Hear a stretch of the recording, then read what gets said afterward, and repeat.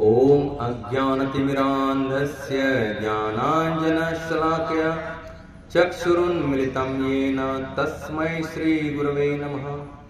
श्रीचैतन्यमनोभीष्टं स्थापितं येन भूतले स्वयं रूपः कदा मह्यं ददाति स्वपदान्तिकं। नमो ओम विष्णुपदाय कृष्णपृष्ठाय भूतले श्रीमते भक्तिवेदांत स्वामीति नामने। नमस्ते सारस्वती देवे गौरवाणी प्रचारिणे निर्विशेषा शून्यवादी पाश्चात्य देशतारिणे। वाञ्छाकल्पतरुभ्यश्च कृपा सिन्धुभ्येव च पतितानां पावनेभ्यो वैष्णवेभ्यो नमो नमः। हे कृष्णा करुणा सिंधो दीनबंधो जगत्पते गोपेश गोपिका कांत राधा कांत नमोस्तुते। तप्त कांचन गौरांगी राधे वृंदावनेश्वरी वृषभानुसुते देवी प्रणमामि हरिप्रिये। जय श्री कृष्णा चैतन्य प्रभु नित्यानंद श्री अद्वैत गदाधर श्रीवासदि गौर भक्तवृंद। हरे कृष्णा कृष्णा कृष्णा हरे हरे हरे राम राम राम हरे हरे। हरे कृष्णा कृष्णा कृष्णा हरे हरे हरे राम राम राम हरे हरे। हरे कृष्णा कृष्णा कृष्णा हरे हरे हरे राम राम राम हरे हरे।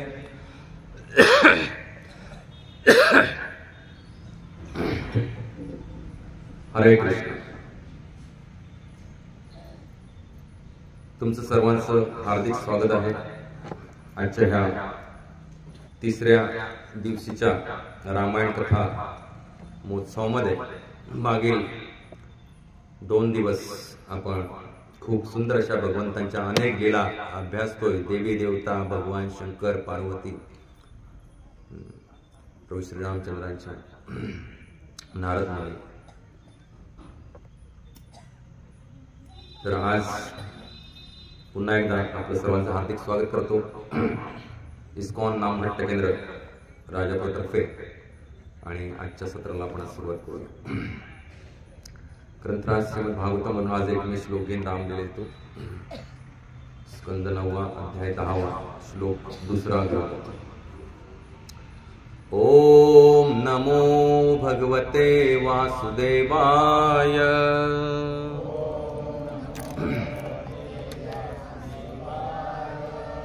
ओम नमो भगवते वासुदेवाय।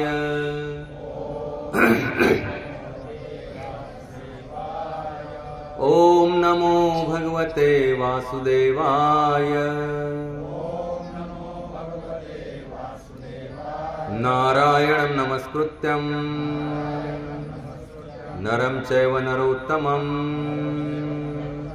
देवीं सरस्वतीं व्यासं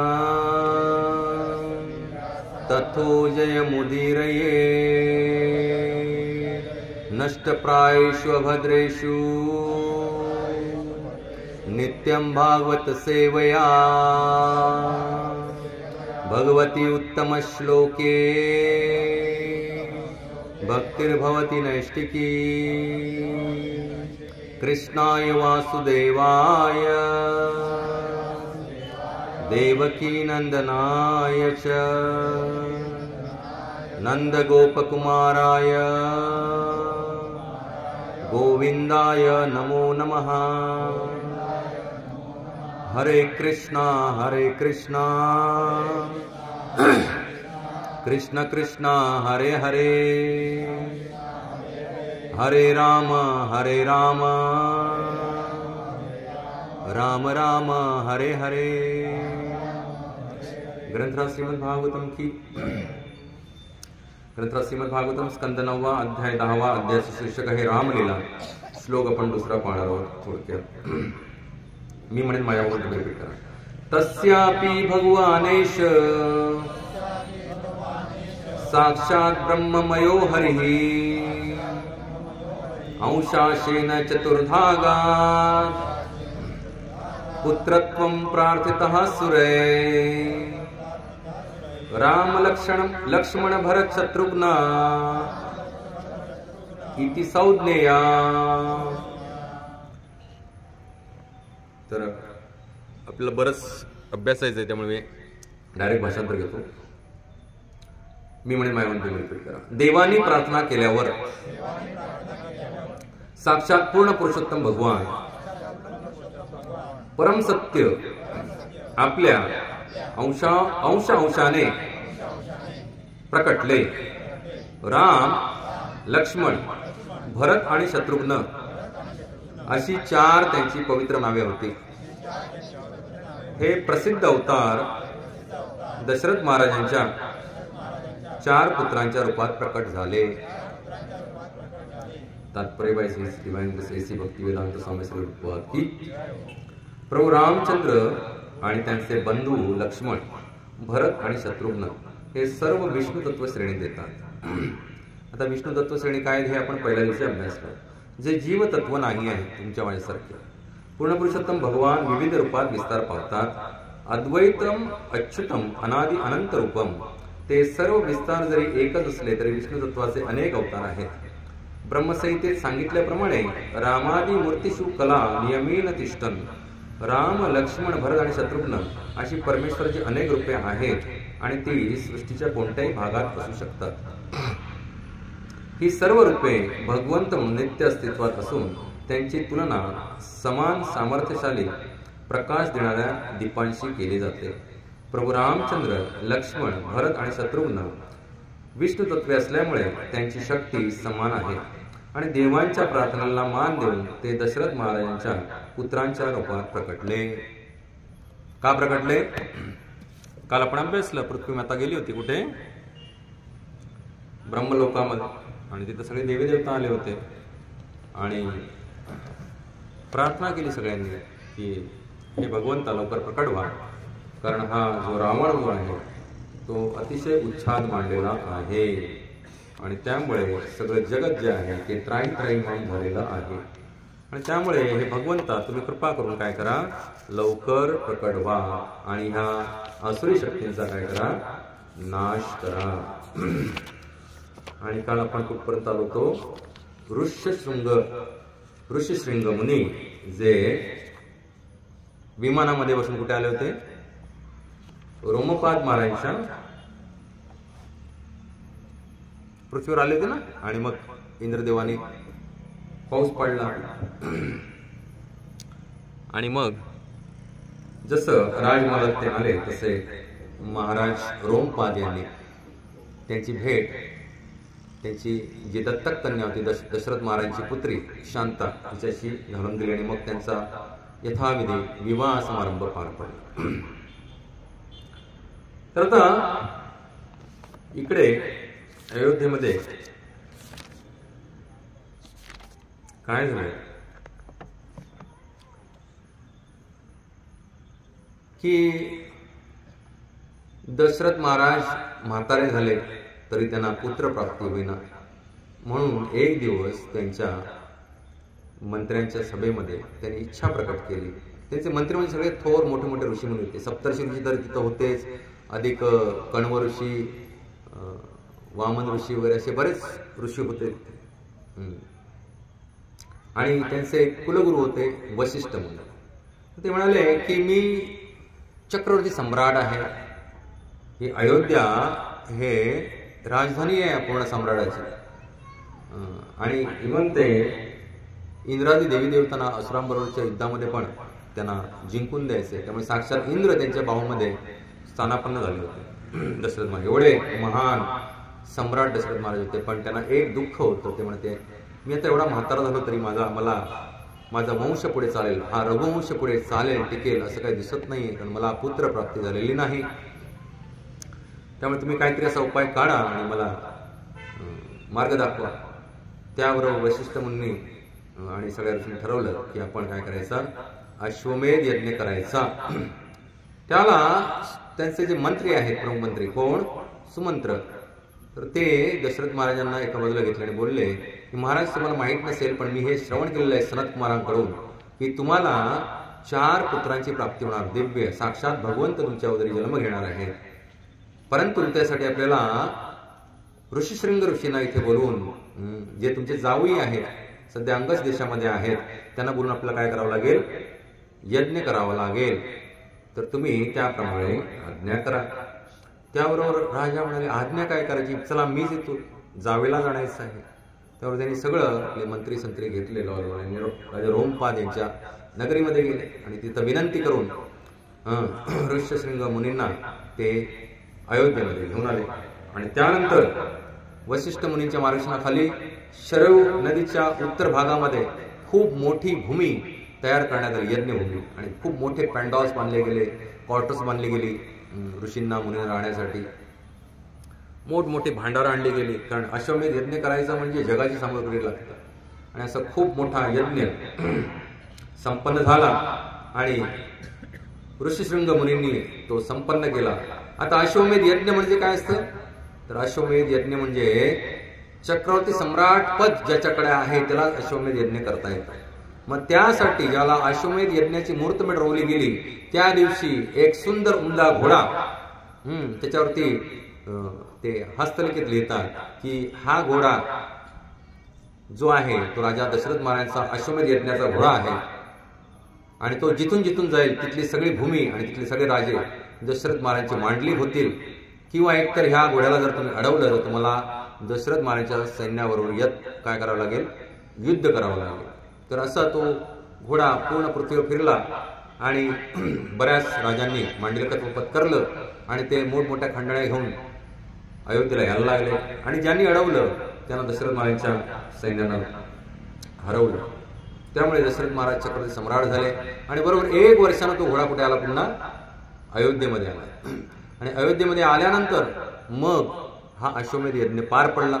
आणि अश्वमेध यज्ञ म्हणजे मेध म्हणजे मृत्यू, पण पूर्वी अशा काही प्रकारचे यज्ञ केले जायचे की ज्याच्यामध्ये त्या पशुला बळी दिल्यानंतर त्या पशुला काय प्राप्त व्हायचं, स्वर्ग प्राप्ती व्हायची किंवा उन्नत देह प्राप्ती व्हायची. तर कौसल्या राणीनं तिचं अश्वमेध त्या घोड्याचं जे अश्वाचं आहे ते मस्तक एकाच फटक्यामध्ये तलवारीनं छाटलं.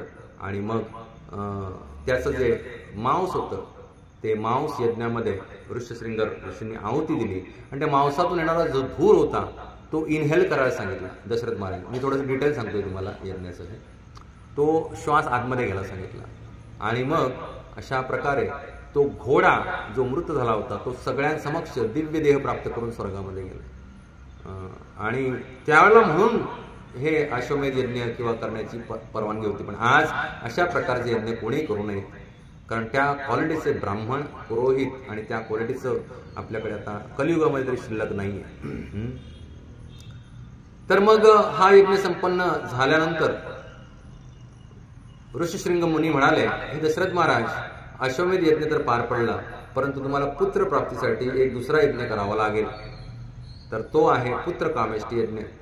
आणि मग ऋषीशृंग मुनींनी तो पण यज्ञ पार पाडला. आणि हा यज्ञ पार पाडल्यानंतर साक्षात त्या यज्ञातून यज्ञ पुरुष बाहेर आले, जे साक्षात भगवान श्री विष्णूंचे दूध होते. आणि त्यांच्या हातामध्ये एक खिरीनं भरलेलं मडकं होतं, सुंदर असं दुधामध्ये सुंदर दैवी खीर होती ती, पायसन किंवा हिंदीमध्ये अवधी भाषेमध्ये त्याला चरू म्हणतात, चरू. तर खूप सुंदर असं खिरीचं भांडं होतं. आणि त्यांनी घोषणा केली की ही जी खीर आहे ती तुमच्या प्रमुख राण्यांना द्या, म्हणजे यथाअवकाश तुम्हाला काय 4 पुत्र प्राप्त होतील. तर दशरथ महाराज त्वरित ती खीर घेतले आणि आपल्या राजमहालात आले. आणि त्या खिरीचा अर्धा भाग 50% पोर्शन कोणाला दिला, त्यांची मोठी पत्नी कौसल्या हिला दिला. त्याच्यानंतर उरलेल्या अर्ध्या भागाचे 2 भाग केले. त्याच्यातला अर्धा भाग म्हणजे पाव भाग कोणाला दिला, कैकेयीला दिला. आणि आता उरलेला पाव भाग सुमित्रेच्या हातात ठेवणार एवढ्यात आकाशातून एक घार आली. काय आली? आकाशातून घार आली आणि त्या घारीनं तो जो पोर्शन होता सुमित्रा मातांच्या हातावर ठेवलेला त्याच्यातील काही पोर्शन उचलला आणि आकाशात पडून गेला. त्याबरोबर सुमित्रा माता खट्टू झाल्या. बरोबर कौसल्यामाई आणि कैकेयी माईनं आपापल्या पोर्शन मधला थोडा थोडा भाग कोणा दिला? सुमित्रेला दिला.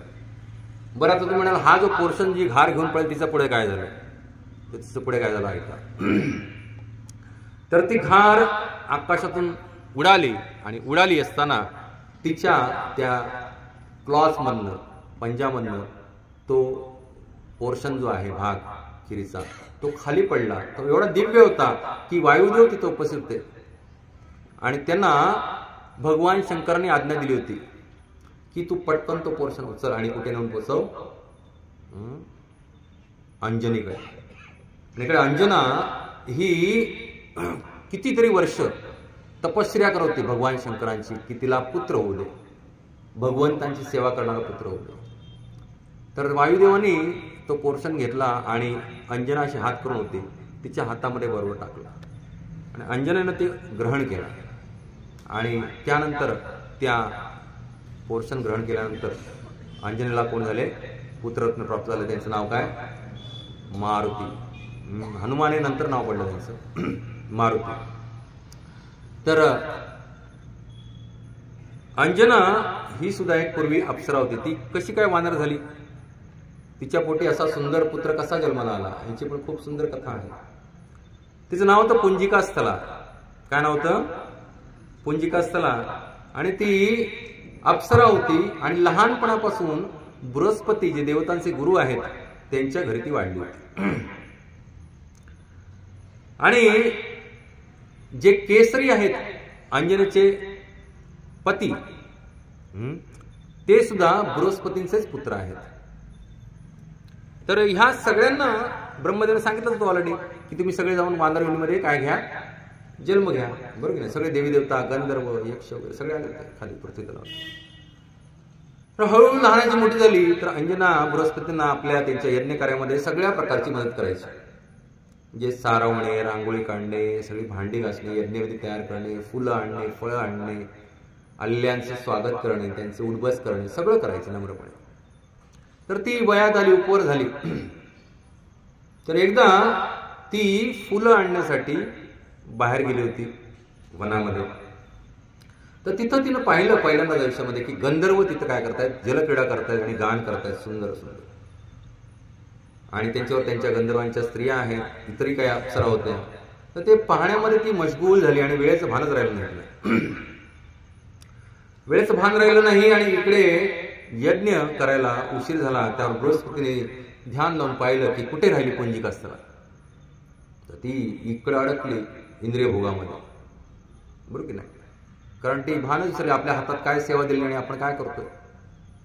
आणि ती तिकडे अडकून बसल्यावरती ती आली परत. त्याला बृहस्पतीने तिला शाप दिला की तू मृत्यू लोकात जा आणि माकड बन. कारण स्वर्ग लोकात राहण्याची तुझी पात्रता नाही. कारण तुझ्या हृदयामध्ये अनेक कामना आहेत जागृत झालेल्या. त्यामुळे त्या कामनांची पूर्ती काय कर? तू पृथ्वी तलावरती जा आणि माकड बन. कारण माकड हा सगळ्यात कामोत्तेजक प्राणी. माकडा एवढं कामोत्तेजक कोण नाही. तर माकड बन. तर ही गयावया करू लागली. पिताश्री असं नका करू. मग त्यांनी तिला सांगितलं की भले जरी माझ्या मुखातनं शाप आला तरी तो बदलणार नाही, परंतु तो काहीतरी कारणानंच आलेला आहे. भगवंताची इच्छा आहे तुझ्या उदरी त्यांचा निस्सीम भक्त जन्माला येणार आणि त्याचं नाव एवढं विख्यात होईल की जोपर्यंत कल्प होणार नाही, कल्पांत, तोपर्यंत जोपर्यंत प्रभू श्रीरामचंद्रांचं नाव या पृथ्वीतलावरती आहे तोपर्यंत त्याचं गुणगान पण पृथ्वीतलावर गायलं जाईल, त्रैलोक्यात गायलं जाईल. असा पुत्र तुला होतो. मग ती आली खाली आणि तिनं खाली आल्यानंतर वानरयोनीमध्ये जन्म घेतला आणि ती भगवान शंकरांची मनोभावे तपश्चर्या करू लागली. अनेक वर्ष तपश्चर्या केली आणि दिसायला खूप सुंदर होती. जरी वानरयोनीतील असली तरी अप्सरा असती खूप सुंदर होती. तर अनेक वर्ष तपश्चर्या केल्यानंतर भगवंत तिच्यावरती प्रसन्न झाले होते. दरम्यान तिच्या सौंदर्याची गाथा जी आहे ती सगळीकडे पसरली आणि अनेक राक्षस तिला प्राप्त करण्याच्या हेतूने यायला लागले. तर ती खूप बलशाली होती. परंतु एक राक्षस होता, शंभासदन नाव त्याचं, जो आला आणि तिच्यावरती बळजबरी करू लागला. त्यावर ती तिथून पळाली. ती किष्किंधेमध्ये आली. किष्किंधेमध्ये येऊन तिनं विनंती केली. त्याला वानरराज केसरी जे होते त्यांचा आश्रय तिनं घेतला. त्यावर वानरराज केसरी तिच्यावर खूप जोरात युद्ध करू लागले. पण ह्या राक्षसाला विशिष्ट असे वर प्राप्त होते. भरपूर घनघोर युद्ध झालं, बराच काळ युद्ध चाललं, परंतु हा शंभासदन काय ठार होईल. त्याला हिनं तपश्चर्या चालू केली. भगवान शंकरांनी प्रार्थना करू लागले, हे भगवंता कृपा करून ह्या राक्षसाला यमदासाला पाठवा. तर भगवान शंकर प्रसन्न झाल्याने तिला सांगितलं की हा राक्षस जो आहे त्याला एक वर प्राप्त आहे. केवळ त्याच्याच रक्तापासून त्याचा मृत्यू होऊ शकतो. कशापासून होऊ शकतो मृत्यू? केवळ त्याच्याच रक्तापासून त्याचा मृत्यू होऊ शकतो. आणि भगवान शंकर आंदोलन पावले. त्याबरोबर हिला त्या कळलं, तिनं बाजूला उचलला, एक भाला उचलला आणि ह्या दोघांच्या फाईटमध्ये एकमेकांचं रक्त आलं होतं. तर तिने पाहिलं होतं शंभासदांचं रक्त एका ठिकाणी पडलेलं आहे. त्याच्यामध्ये तिनं त्या भाल्याचं टोक बुडवलं आणि तो भाला कोणाकडे दिला? केसरींकडे दिला. आणि त्या भाल्याने जेव्हा त्याच्यावरती वार केला गेला त्याला हा शंभासदन काय झाला? ठार झाला. आणि मग ठार झाल्यानंतर केसरी महाराजांचा खूप उदोउदो झाला आणि सगळ्या किष्किंधावासीयांनी ठरवलं की ही जी पुंजिका स्थला आहे, अंजना जी आहे, ती तुमच्यासाठी सुयोग्य आहे आणि तुम्ही तिचं काय केलंय? रक्षण केलेलं आहे आणि निश्चितच त्यामुळे तुम्ही तिचं पाणी ग्रहण करा. आणि अशा प्रकारे दोघांचा विवाह झाला आणि दोघेही भगवान शंकरांची मनापासून आराधना करायला लागले, भगवान विष्णूची आराधना करायला लागले. आणि त्याचं फलित म्हणून की काय त्यांना काय मिळालं? मारुतीराया त्यांच्या उदरी जन्माला. जसे मारुतीराया जन्माला आले तसेच सगळे प्रमुख देवी देवता प्रमुख वानरांच्या रूपामध्ये जन्माला आले. ते कोणकोणते आले बघा? इंद्रदेव वालीच्या रूपामध्ये जन्माला आले, सुग्रीवाचे भाऊ. कोण आले? इंद्रदेव. झोपा काढू नका. सूर्यदेव सुग्रीव म्हणून जन्माला आले. कुबेर गंधमादन वानर, गंधमादन, हे नावं लक्षात ठेवा. विश्वकर्मा जे आले, जे देवतांचे कोण आहेत? कार्पेंटर, सगळं बनव, वास्तू कला विशारद, ते नळ म्हणून जन्माला आले, ज्यांनी समुद्र सेतू बांधला प्रभू श्रीरामचंद्रांसाठी. नळ विश्वकर्मा आले. त्यांना अग्निदेव नीळ म्हणून जन्माला आले, नळ नीळ.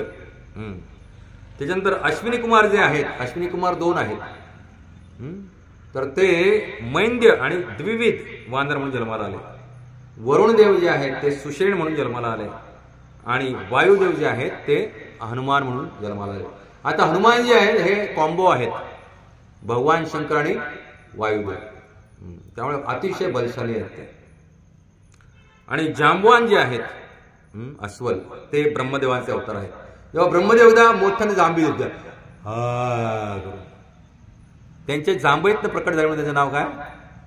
जांबवान. आणि जांबवान एवढे बलशाली होते की वामन अवतारामध्ये त्यांनी अनेक वेळा ती हे काय सनई वाजवून पृथ्वीला प्रदक्षिणा मारली होती. भगवंतांना प्रदक्षिणा, पृथ्वीला नाही. म्हणजे भगवंताने त्रैलोक्य काबीज केलं, एवढा स्वतःचा विस्तार केला आणि डायरेक्ट विरजा नदीपर्यंत त्यांचा पाय पोचला ब्रह्मांड हिरून. तर अशा वामनदेव भगवंतांचं पूर्ण अनेक वेळा प्रदक्षिणा जांबवांनी केली होती. एवढे बलशाली होते उड्डाण करण्यामध्ये. आणि ते पण काय? सनई वाजवत. विचार करा, आपण सनईचा सूरला जर लावला तर आपला 30 सेकंदात काय जाईल? श्वास निघून जाईल. तर हे कंटिन्युअस सनई वाजवत पूर्ण ब्रह्मांडाला प्रदक्षिणा केली भगवंतांना. एवढे ताकद होती. पण आता ते त्रेतायुगामध्ये म्हातारे झाले होते. कारण परवाच आपण पाहिलं की भगवंतांचे अवतार सत्ययुगामध्ये किती झाले? 4 झाले, बरोबर की नाही? कोणते कोणते 4 झाले? मीन अवतार, कूर्म अवतार, वामन अवतार आणि नरसिंह अवतार, बरोबर की नाही? हे 4 अवतार सत्ययुगामध्ये झाले. त्रेतायुगामध्ये 3 अवतार झाले, वामन, परशुराम आणि राम. मत्स्य, कुर्म, वराह आणि नरसिंह हे कधी झाले? सत्ययुगामध्ये झाले. वामन अवतार, परशुराम आणि राम हे त्रेतायुगामध्ये झाले.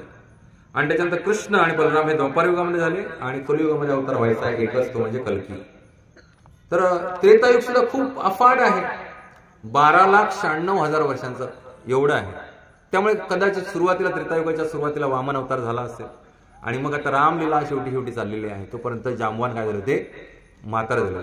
त्यामुळे 100 योजन उडी ते म्हणाले मला जमणार नाही, तर म्हातारं झालो नाही, तर पूर्वी मी पृथ्वीला प्रदक्षिणा मारायचो एका दामामध्ये. तर असं झालं. आणि त्या राण्यांनी प्रसाद ग्रहण केला आणि बरोबर 12 महिन्यांनी काय झालं, भगवान श्रीराम या पृथ्वी तलावरती प्रकट झाले. तो श्लोक शोधतो हा कुठे आहे तो, थोडासा घेऊया आपण. हरे कृष्णा कृष्णा कृष्णा हरे हरे, हरे राम राम राम हरे हरे. ग्रंथ श्रीमद रामचरित्र मानसच्या आधारे आपण पाहूया. नवमी तिथी मधुमास पुनीता, शुक्ल पक्ष अभिजित हरिप्रीता, मध्य दिवस ति शीतन घामा, पावन काल लोक विश्रामा. खूप सुंदर वर्णन केलंय. नवमी तिथी, रामनवमी आपण म्हणतो. मधुमास, मधुमास म्हणजे ज्या मासामध्ये मधाचं प्रोडक्शन सगळ्यात जास्त असतं, म्हणजे सगळीकडे भर आलेला असतो, फुलं फुललेली असतात, तो मास म्हणजे चैत्र मास, त्याला मधुमास म्हणतात. आणि अतिशय पावन मधुमास पुनीत, अतिशय पावन अशा मधुमास मध्ये शुक्ल पक्ष अभिजित हरिप्रीता. कोणता पक्ष होता? शुक्ल पक्ष, चैत्र महिना, नवमी. आणि अभिजित असा मुहूर्त होता. अभिजित मुहूर्ताचा अर्थ काय आहे की सगळे ग्रहगोल तारे त्यांच्या बेस्ट पॉसिबल कक्षेमध्ये आले होते. बरं, ते बेस्ट पॉसिबल कक्षेमध्ये आले म्हणून भगवान श्रीराम जन्माला आले असं नाही. भगवान श्रीराम जन्माला येणार आहेत म्हणून सगळे ग्रहगोल तारे आणि पृथ्वी नक्षत्र सगळी अशी सजली की जणू काय ते भगवंतांच्या सेवेसाठी आतुर झाले होते. कारण आता प्रभू श्रीरामचंद्र अवतार घेणार आहेत आणि शुक्ल पक्ष अभिजित हरिप्रीता आणि भगवान श्रीहरी यांची सेवा करण्याच्या उद्देशानं. आणि दिवस कसा होता? मध्य दिवस होता. दुपारी 12 वाजले. भगवान श्रीकृष्ण कधी प्रकट झाले? मध्यरात्री 12 वाजता रात्री. इथं कसे प्रकट झाले भगवान श्रीराम? मध्य दिवस अतिशीत न घामा, ना अतिशय थंडी होती ना कोणाला घाम येतो. म्हणजे पूर्णपणे या सृष्टीमध्ये एअर कंडिशनिंग केलं गेलं होतं. कोणालाही घाम येत नव्हता किंवा कोणालाही थंडी वाजत. अशा प्रकारचं एअर कंडिशनिंग आपण नाही करू शकत. ते सृष्टी करते ज्याला भगवंत या भूतलावरती येतात. सृष्टीनं असं एअर कंडिशनिंग केलं की कोणालाही घाम येत नव्हता किंवा कोणालाही थंडी वाजत नव्हती. पावन काल लोक विश्रामा. आणि हा जो काळ होता तो अतिशय पावन होता आणि सगळ्या लोकांना, सगळ्या जनांना, सगळ्या 84 लक्ष्मणांना हृदयातून आराम देणारा असा होता. शीतल मंद सुरभी बहबाऊ, हर्षित सुर संतन मन चाऊ, बन कुसुमित गिरिगन मनियारा, स्त्रवही सकल सरिता मृतधारा. शीतल मंद आणि सुगंधित वारा वाहत होता. देवता हर्षित होत्या आणि संतांची मन खूप हर्षित होती. सगळी वन फुलांनी फुलली होती आणि पर्वत जे आहेत ते असे बाहेर रत्न फेकत होते बाहेर. आता आपल्याला पर्वताचं उत्खनन करून काढावं लागतं ना, रत्न माणकं सोनं काय असेल तर दगडी कोळसा. आणि ह्याला दगडी कोळसा नाही, रत्न माणकं हिरे जड जवारी सोनं सगळं पर्वत असं बाहेर सोडत होते. घ्या घ्या घ्या. म्हणजे आमच्याकडे जे काय बेस्ट आहे ते आमच्या पोटात आम्ही दाबून ठेवत नाही. राम श्रीराम प्रकटलेत, त्यांच्या सेवेसाठी आम्ही काय करतोय, हे आमचं जे धन आहे ते आम्ही न्यौछावर करतो. आणि सगळ्या नद्या ज्या आहेत, स्रवई सकल सरिता अमृतधारा, सगळ्या नद्या अमृताचा धारा व्हायला लागल्या. सो अवसर बिरची जब जाना, चले सकल सुर साजी विमाना, गगन विमल संकुल सुर जूथा, गावमयी गुण गंधर्व बरुथा. आणि ब्रह्मदेवना आणि सगळ्या देवीदेवांना बरोबर मेसेज गेला. तेव्हा काय व्हॉट्सअप, मेसेंजर, चॅटबुक, इंस्टाग्राम काही नव्हतं. पण ब्रह्मदेवांना आणि सगळ्या देवीदेवांना बरोबर मेसेज गेला की सगळी सकल सृष्टी अशा प्रकारे प्रसन्न झाले. याचा अर्थ आता प्रभू श्री रामचंद्र कुठे भूतलावरती प्रकट होण्याची वेळ आलेली आहे. आणि सगळे देवी देवता ब्रह्माजी शिवजी सगळे आपापल्या विमानात येऊन अयोध्येवरती घिरट्या घालू लागले आणि ते सगळ्या लोकांना दिसायचं. आजही घिरट्या घालतात पण आपल्याला दिसत नाही, कारण आपले इंद्रिय जी आहेत ती बधिर झालेली आहेत या कलियुगाच्या प्रमाणात. आजही घालतायत पण आपल्याला दिसत नाही. त्याच्यानंतर मग बरचशाही सुमन सुअंजली साजी, त्यांनी सगळ्यांनी पुष्पवृष्टी केली अयोध्येवरती. आणि आकाशामध्ये गगन दुदुंबी बाजी, आकाशामध्ये पडघम वाजू लागले, ढळाम ढळाम ढळाम ढळाम ढळाम ढळाम ढळाम ढळाम, भगवंत प्रकट झाले. सनया वाजू लागल्या, तुताऱ्या वाजू लागल्या. स्तुती करे नाग मुनी देवा, आणि नाग मुनी देव भगवंताची स्तुती करू लागले. बहुविधी लावही निज निज सेवा, आणि प्रत्येकानं आपापल्या प्रकारे उपहार भेट देण्यासाठी भगवंतांना आणली. सुर समूह विनती करी पोहोचे निज निज धाम, जगनिवास प्रभू प्रगटे अखिल लोक विश्राम. अशा प्रकारे सगळ्या देवी देवतांनी भगवंतांची स्तुती केली, आपल्या निजधामाला गेले. आणि आता निश्चित झाले, आता भगवंत प्रकट झालेले आहेत, आता काही टेन्शन घ्यायची गरज नाही. आता रावण लवकरच मारला जाईल आणि आपापल्या धामाला गेले. आणि इकडे बघा, भय प्रगट कृपाला दीनदयाला कौसल्या हितकारी, हरी हर्षित महतारी मुनी मनहारी अद्भुत रूप विचारी. लोचन अभिरामा तनु घनश्यामा, निज आयुध भुजचारी. भूषण बनमाला नयन विशाल, शोभा सिंधू खरारी. जसं भागवतम मध्ये भगवान श्रीकृष्णांच्या प्रकटीकरणाचं वर्णन आहे, तसं सेम प्रभू श्रीरामचंद्रांच्या प्रकटीकरणाचं वर्णन इथं आहे. प्रभू श्रीरामचंद्र लहान बालकाच्या रूपात नाही प्रकटले. कौशल्यामाई एकटीच होती सुतिकागृहामध्ये, आणि जे कोण डाया वगैरे असतील त्या. आणि भगवंत आपल्या माणसासारखे, ज्याला मला नाही योनी मार्गात, भगवंत चतुर्भुज नारायण रूपामध्ये प्रकटले कौशल्याच्या समोर, शंखचक्र गदा पद्म घेऊन. लक्षात, भगवंत चतुर्भुज पितांबर लिहिलेले, कौस्तुभमणी घातलेले, वनमाळा शोभतायत आणि 4 भुजामध्ये 4 त्यांचे आयुध निज. हे बघा, लोचन अभिरामा तनु घनश्यामा, निज आयुध भुजचारी. 4 भुजा घेऊन चतुर्भुज रूपामध्ये प्रकटले. दिनांचे दयाळू, कौशल्याचे हितकारी प्रभू प्रकट झाले. आणि असं अद्भुत रूप. तर दोन्ही हात जोडून माता त्यांना प्रार्थना करू लागली, हे अनंता, मी तुमची कशा प्रकारे स्तुती करू. वेद आणि पुराण तुमची माया, गुण आणि ज्ञान आणि परिणाम तुम्हाला सांगतात की तुम्ही ह्या सगळ्याच्या पलीकडे आहात. काय सांगतात वेद? तुम्ही हे नाही, तुम्ही ते नाही. नेती नेती या शब्द ऐकलाय वेदामध्ये? भगवंताचं अशा प्रकारे वर्णन करण्यात आलंय. नेती नेती म्हणजे भगवंत हे नाहीत, भगवंत ते नाहीत, भगवंत माया नाहीत, भगवंत गुण नाहीत, भगवंत परिणाम नाहीत, हे नाही ते नाही, असं भगवंत हे नाही, भगवंत ते नाही, असं वेदामध्ये वर्णन करण्यात आलेलं आहे. तर तुम्ही अनंत आहात आणि सगळ्या श्रुती आणि संतजन आणि तुमचं गान करतात तुमच्या लीलांचं. तुम्ही भक्तांवरती प्रेम करणारे आहात, लक्ष्मीपती भगवान आहात आणि माझ्या कल्याणासाठी तुम्ही काय झालायत, आज इथे प्रकट झालेला आहात.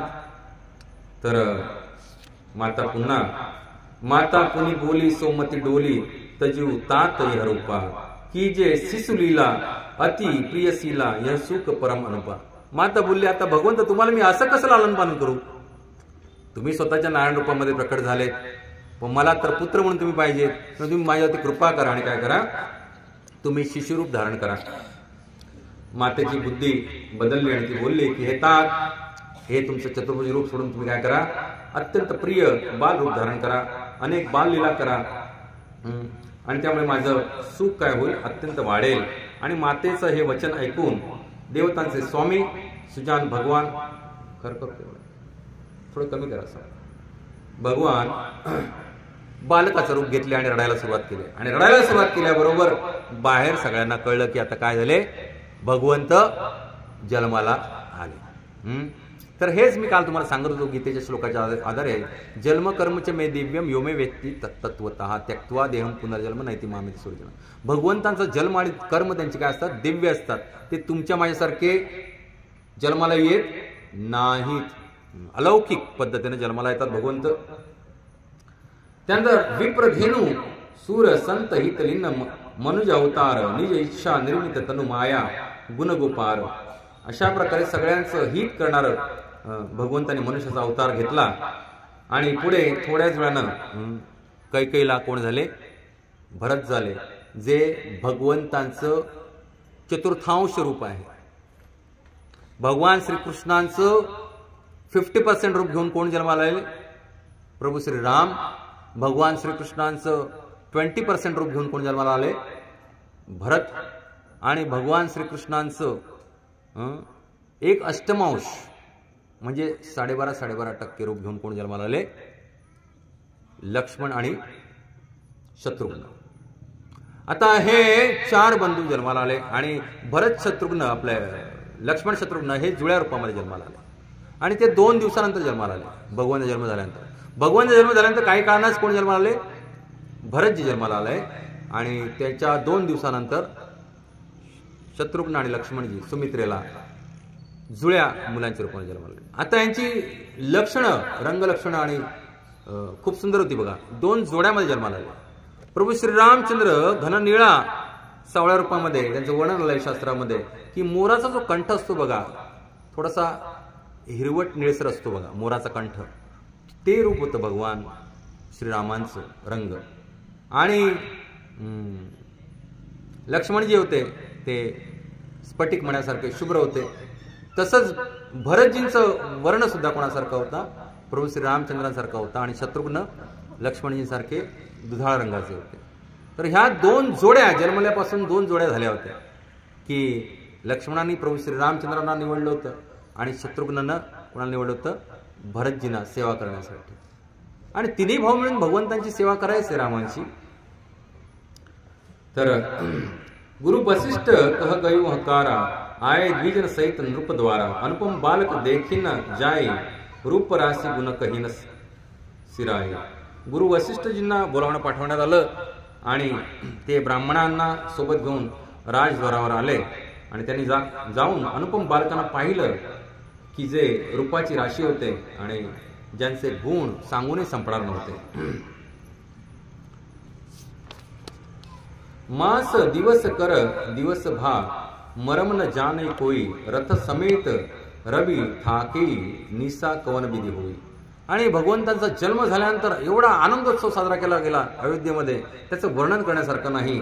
पण तो दिवस जो होता तो महिन्याभराचा कालावधी एका दिवसामध्येच. रवी तिथेच थांबून राहिले 1 महिनाभर. बरोबर की नाही? जे माध्यान्ही आले होते, उगवले होते, ते पुन्हा इकडे पश्चिमेकडे गेलेच नाहीत. जवळजवळ 1 महिना कालावधी झाला तर रवी जायला विसरले. मास दिवस कर दिवस भा मरम न जाने कोई. आणि ह्याचं मर्म कोणाला कळलं नाही.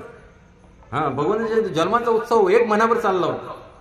आणि रथ समेत रवी ठाकीव निसा कवन विधी होई. आणि रवी तिथे थांबल्यामुळे रात्र कशी बरी होणार? रवी तिथंच थांबले, त्यामुळे रात्र पण होईना. आणि हे रहस्य कोणीच जाणलं नाही. सूर्यदेव भगवान श्रीरामांचं गुणगान करत चालले होते आणि हा महोत्सव देवता मुनी गण नाग पाहून ते म्हणते की आमच्यासारखं भाग्यवान कोणीच नाही.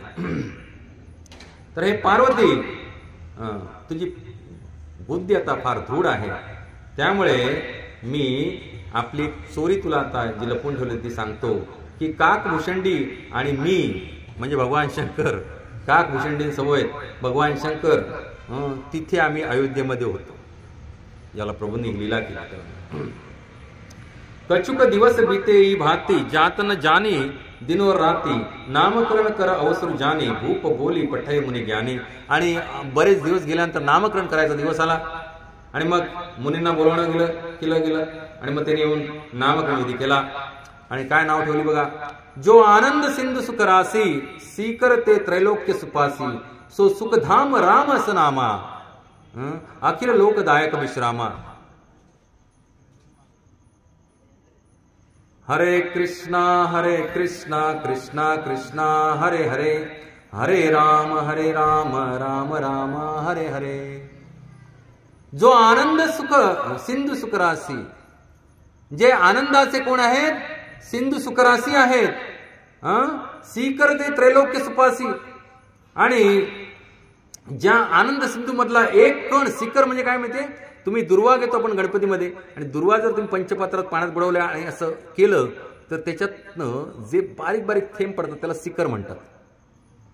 म्हणजे एका थेंबाची सुद्धा 1000 भाग करण्याची ताकद असते त्याच्यामध्ये. असे छोटे छोटे बारीक बारीक थेंब केले की हजारो थेंब बनतात, त्याला सीकर म्हणतात. तर त्या आनंद सिंधू कुठे आहे? जो वैकुंठामध्ये आनंद सिंधू आहे, त्याच्यातल्या आनंद सिंधूतला एक शिखर जो आहे, त्या एका शिखरभर पाण्यानं, त्या अमृतबिंदूतनं सगळं त्रैलोक्य जे आहे ते सुखी होऊन जातं. आणि हे तर त्याचं काय होते? खाण होते. कोण? प्रभू श्रीराम. जो आनंद सिंधु सुख रासी, स्वीकरते त्रैलोक सुपासी, सो सुख धाम राम असनामा, अखिल लोकदायक बेश्रामा. अखिल लोकांना विश्राम देणारे प्रभू श्री राम प्रकट झाले. आणि मग वशिष्ठ म्हणून म्हणाले की हे आनंद सागर आहेत, आनंद सिंधू आहेत, आनंद कंद आहेत, सुखधाम आहेत, त्यामुळे त्यांचं नाव काय ठेवूया? राम. राम ह्या संस्कृत शब्दाचाच अर्थ आहे सोर्स ऑफ ऑल हॅपीनेस, सगळ्या आनंदाचे स्रोत म्हणजे राम. आणि कृष्ण म्हणजे सर्वाकर्षक ते कृष्ण, आकर्षिती कृष्ण. आणि राम आणि कृष्ण. त्यानंतर विश्व भरण पोषण कर जोई, ताकर नाम भरत असं होई. कैकेयी पुत्राचं नाव भरत का ठेवलं? कारण विश्व भरण पोषण कर जोई, जे विश्वाचं भरण पोषण करतात म्हणून त्यांचं नाव काय ठेवूया? भरत ठेवूया. जाके सुमिरन ते रिपुनासा, नाम शत्रुहन वेद प्रकाशा. ज्याचं स्मरण केलं तरी शत्रूचा नाश होतो, त्यांचं नाव काय ठेवलं? शत्रुघ्न.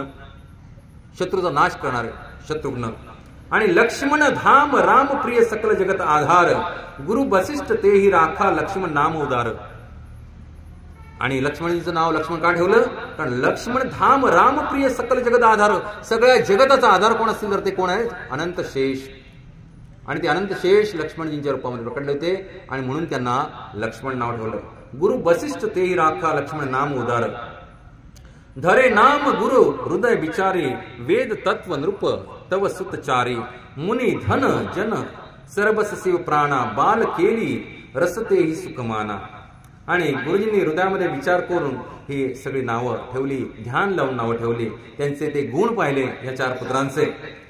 आणि सगळे जे मुनी आले होते तिथं नामकरण दिलेला, त्यांना सगळ्या मुनींना दशरथ महाराजांनी अनेक रत्न, माणक, हिरे, जळ, जवाहर, गोधन वगैरे भूमी देऊन तृप्त करून पाठवलं.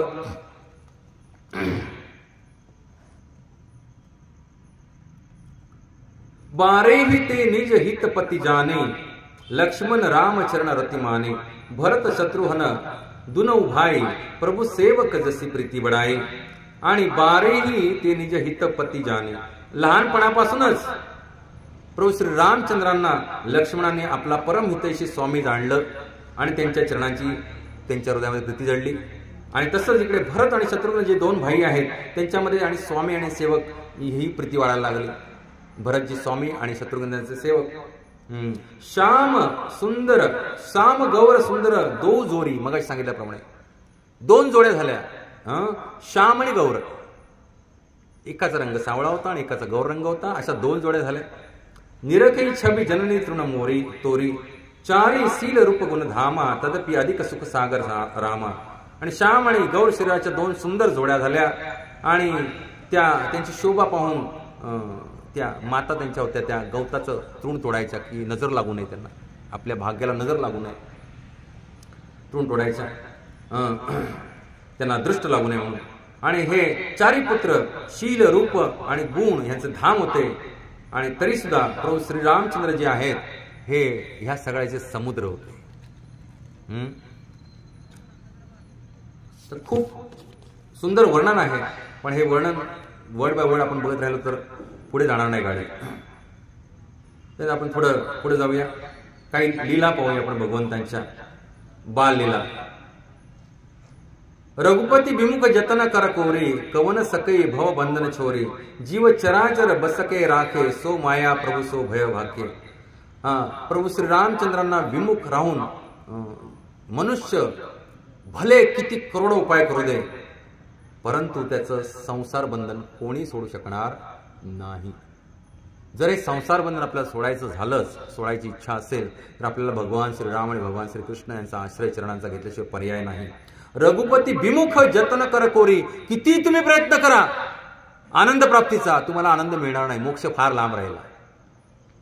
तुम्ही भगवान श्रीरामांना, भगवान श्रीकृष्णांना विमुख होऊन म्हणजे त्यांच्याकडे पाठ फिरून जर तुम्ही म्हटले की आम्ही आमच्या स्वतःच्या यत्न प्रयत्न काय करणार, आम्ही सुखी होणार, तर ते कदापि शक्य होणार नाही. कवन सकई भवबंधन छोडी, आणि तुमचं भवबंधन तर सुटणारच नाही. दैवेशा गुणमयी मम माया दुरत्यया. कालच मी तुम्हाला सांगितलं की भगवंताची ही जी माया जी आहे ती अतिशय दुरत्यय आहे, आणि त्यांना जोपर्यंत आपण शरण जात नाही तोपर्यंत ही माया आपण लागू शकत नाही. जीव चराचर बसके राखे, सो माया प्रभू सो भय भाके. आणि ही जी माया जी आहे त्यांनी सर्व जीवन आपल्या वशमध्ये केलेलं आहे, आणि केवळ ही माया एकाच व्यक्तीला घाबरते, ते म्हणजे भगवंत. भ्रुकुटी बिलास नचावई ताही, अस प्रभू छाडी भजिय कहू काही. मन क्रम बचन छाडी चतुराई, भजन कृपा करई रघुराई. आता सांगता येते तुलसीदास की भगवंत एवढे क्षमतावान आहेत की त्यांच्या मायेला ते फक्त ह्या भुवया भ्रुकुटी ह्यांच्या नजरेनं हलवू शकतात. जसं एखादी जी पत्नी असते आपल्या पतीला अशी मुठीत ठेवली म्हणते, ती फक्त अशी नजर वाकडी केली की पतीचा म्याव होतो. स्त्रियांना अनुभव असेल, पुरुषांना पण असेल, बरोबर की नाही? स्त्रियांना तर पुरुषांना पण असला पाहिजे. जसं भगवान श्रीराम ह्या मायेला असं नुसतं नजर अशी गेली की माया थरथर थरथर चळचळ कापते. मायेचं भगवंतासमोर काय चालत नाही. असं प्रभू छाडी भजिय कोकाई, मन क्रम बचन छाडी चतुरी. त्यामुळे हे जीवांनो, हे मनुष्य देह धारण केलेल्या जीवांनो, तुम्ही काय करा, मन वचन आणि कर्माचं चतुराई चपळता आणि कपटता सोडून द्या. तुम्ही खूप उड्या मारल्या माकड तर काय उपयोग नाही. तुमचं जी चपळाई जी आहे ना ती तर कामी येणार नाहीये. आणि भजत कृपा करई रघुराई, आणि ही तुमची चपळाई सोडून द्या आणि प्रभू श्री रामचंद्र श्री रघुनाथांचं काय करा, भजन करा. हरे कृष्णा कृष्णा कृष्णा हरे हरे, हरे राम राम राम. तर एकदा काय झालं, एक बार जननी अन्वाय करी सिंगार पलनाच पोडाय, निज कुल इष्टदेव भगवाना पूजा हेतू किन्ना असनाना. इथं काय झालं, भगवान श्रीराम बाळ रूपामध्ये होते, तर कौशल्य मातेनं ते खेळून आले, त्यांना आंघोळ घातली आणि त्यांना झोपवलं पाण्यामध्ये, आणि मग पुन्हा स्नान केलं. आणि आपले जे इष्टदेव आहेत भगवान, बरोबर की नाही, त्यांचे इष्टदेव आता कुठे आहेत, श्रीरंगमला आहेत ना, श्रीरंगनाथ अयोध्येचे इष्टदेव. तर तिनं आपल्या इष्टदेवांना काय प्रसाद लावला, भोग दाखवला, अर्पण केला. काय गमत झाली बघा. करी पूजा नैवेद्य चढावा, आप गई जह पाक बनावा, बहुरी मातू तहवा चली आई, भोजन करत देख सुत जाई. तिनं नैवेद्य चढवला आणि पुन्हा जिथं किचन रूम मध्ये गेली आणि पुन्हा परत आली, तर पाहते काय की तिथं बाल रूपामध्ये राम जाऊन काय करतायत, भोजन ग्रहण करतायत. तिने नैवेद्य लावले आपल्या भगवंतांना मूर्तीला, आणि किचन मध्ये गेली आणि येऊन पाहते तर काय, पाण्यात झोपवले ते भगवंत. त्यावर धड चालता पण येतं, पाण्यात झोपवले म्हणजे. इथं बघते तर प्रभू श्रीराम भोजन करतात नैवेद्य दाखवलेलं. गय जननी सीचु पै भयभीता, देखा बाल तहा पुनि सूता, बहुरू आई देखा सुत सोई, हृदय कंप मन धीर न होई. तर ती माता अतिशय भयभीत झाली आणि माझं बाळ टरून पाण्यात झोपवलं, इथे कोणी आणून सोडलं, आणि घाबरून ती आतमध्ये गेली. पुन्हा आतमध्ये गेली तर बघितलं तर प्रभू श्रीराम पाण्यामध्ये गाढ झोपले, एका बाजूला अशी कुशीवरती छान एकदम झोपले. आणि परत इकडे धावत आली तर पाहते काय, इकडे पुत्र भोजन करतोय, अशी सुंदर लीला. आणि ती हृदयामध्ये थरथर कापू लागली, हे काय जादू टोणा चेटकिणी वगैरे काय बाळाला वाईट असली की काय, आणि तिचं धीर होईना. तर दोन्ही ठिकाणी तिने आपल्या बालकाला बघितलं, तिचा बुद्धीमध्ये भ्रम झाला. आणि आता हे काय, तर आपल्या मातेला घाबरलेलं पाहून प्रभू श्रीरामचंद्र हसायला लागले. झोपेतच असतंय, आपण बघतो ना बाळ झोपेत असतात कधी कधी, प्रभू श्रीरामचंद्र लीला करताना हसतायत आतमध्ये. म्हणतात, देख रावा माते निज अद्भुत रूप खंडा, रोम रोम प्रतिलागे कोटी कोटी ब्रह्मांड. आणि त्याने आपल्या मातेला आपलं अखंड रूप दाखवलं, ज्या रूपामधून काय होत आहेत, कोटी कोटी ब्रह्मांड बाहेर येतात, रोमरंध्रातून ब्रह्मांड रूप दाखवलं. अगणित रवि ससी शिव चतुरानन, बहुगिरी सरित सिंधु महिकानन, काल कर्म गुण ज्ञान सुभाऊ, सो देखा जो सुनान काऊ. आणि त्या रूपामध्ये तिनं पाहिलं की अगणित सूर्य आहेत, चंद्र आहेत, शिव आणि चतुरानंद म्हणजे ब्रह्माजी आहेत, आणि अनेक नद्या आहेत, पर्वत आहेत, समुद्र, पृथ्वी, वन, काल, कर्म, गुण, ज्ञान, स्वभाव सगळं पाहिलं. आणि कधी ऐकले नव्हते असे पण सगळे पदार्थ पाहिले. आणि अशा प्रकारे भगवंताने तिला आपलं रूप दाखवलं. आणि त्या रूपामध्येच देखी माया सब बिदी गाडी अति सबीत जोरे कर ठाडी देखा जीव नचावई जाही देखी भगती जो छोरे ताही. तर देखी माया सब बिदी गाडी, मायाने हा सगळा प्रकार पाहिला भगवंतांच्या समोर आणि अत्यंत भयभीत होऊन हात जोडून उभी राहिली. आणि देखा जीव नचावई जाही, तर जीवाना पाहिलं की जी माया त्यांना नाचवते. आणि मग भक्तीला पाहिलं की जे जीवाची माया सोडू शकतात. त्यामुळे जर आपल्याला ह्या मायेच्या कचाट्यातनं बाहेर पडायचं असेल तर आपल्याला भक्ती देवीची आराधना केल्याशिवाय पर्याय नाही. आणि भक्ती देवीची आराधना ह्या कलियुगामध्ये अत्यंत सोपी आहे. श्रवण कीर्तन विष्णू स्मरण, बस, दॅट्स ऑल. या साधुसंगामध्ये रामकथेमध्ये या, बसा, प्रभूची लीला श्रवण करा, कीर्तन करा त्यांच्या नामाचं आणि प्रसाद खावा. बस, घरी जाऊन ते मनन करा, स्मरण करा, घरामध्ये सेवा चाकरी करा, नियमित सत्संगाला या. बस, एवढी सोपी आहे भक्ती. जर तुम्हाला या मायेच्या कसाड्यातून सुटायचं असेल तर भक्तीला भगवंताची भक्ती केल्याशिवाय पर्याय नाही. त्याच्यानंतर मग भगवंतांचं बऱ्याच लीला आहेत. चुडाकण झालं म्हणजे केशोपन झालं. त्याच्यानंतर कौसल्या जब बोलन जाई ठुमक ठुमक प्रभू चलई पराई निगम नेति शिव अंत न पावा ताई धरे जननी हटी धावा. आणि मग भगवंत खेळायला जायचे ठुमकत ठुमकत बाहेर सवंगड्यांबरोबर. आणि मग कौशल्यामाई बोलत होते, हे राम, लवकर ये, तुला भूक लागली असेल. तर कौशल्यामाई जेव्हा बोलायला जायची तेव्हा प्रभू श्रीरामचंद्र असे ठुमक ठुमक ठुमक करत चालत त्यांच्या पायामध्ये पैंजण असे छुमछुम करणाऱ्या आणि ज्यांचं वेद नेती नेती म्हणून वर्णन करतात. तर शिवजींना पण ज्यांचा अंत लागला नाही तर त्यांची माता कौशल्या हटपूर्वक त्यांना पकडायला त्यांच्या मागून धावायची.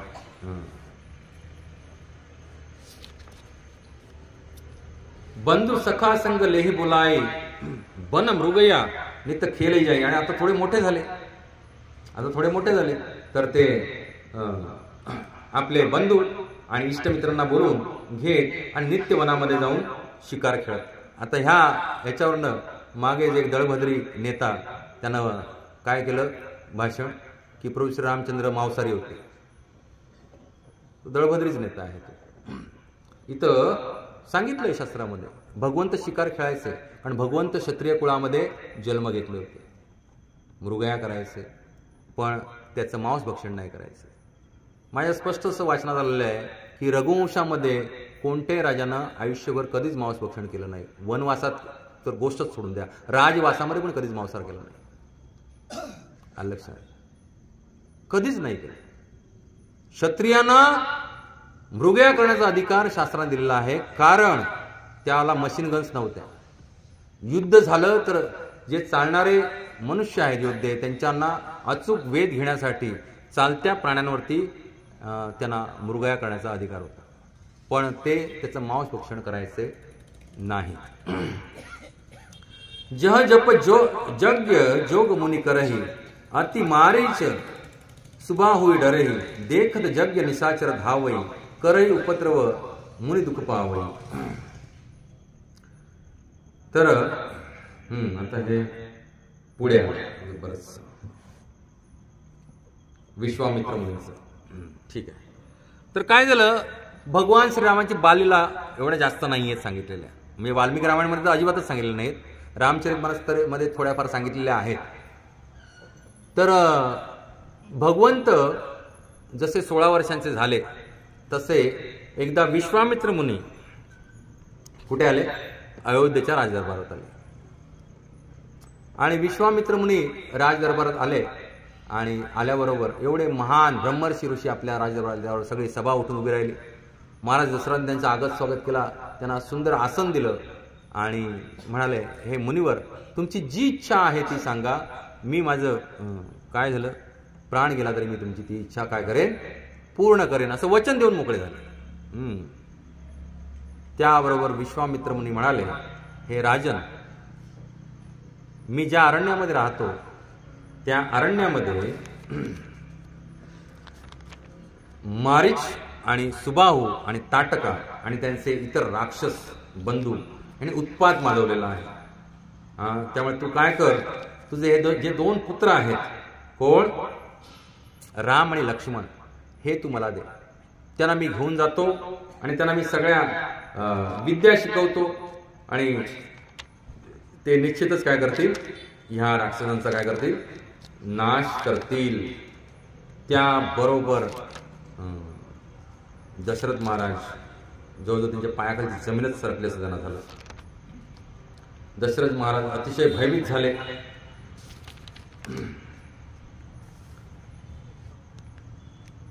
ते म्हणाले, तुम्ही दुसरं काही मागा, पण मी, माझ्या हृदयाचे तुकडे आहेत, माझ्यासाठी ते सूर्य आणि चंद्राप्रमाणे आहेत, माझ्या नेत्रांचे तारे आहेत, त्यांच्याशिवाय मी एक क्षण पण जगू शकत नाही. त्यामुळे कृपा करून तुम्ही माझं सगळं पाहिजे तर काय घ्या, राज्य घ्या, पण प्रभू श्री रामचंद्रांना माझ्यापासून तोडू नका, मी त्यांना देऊ शकत नाही.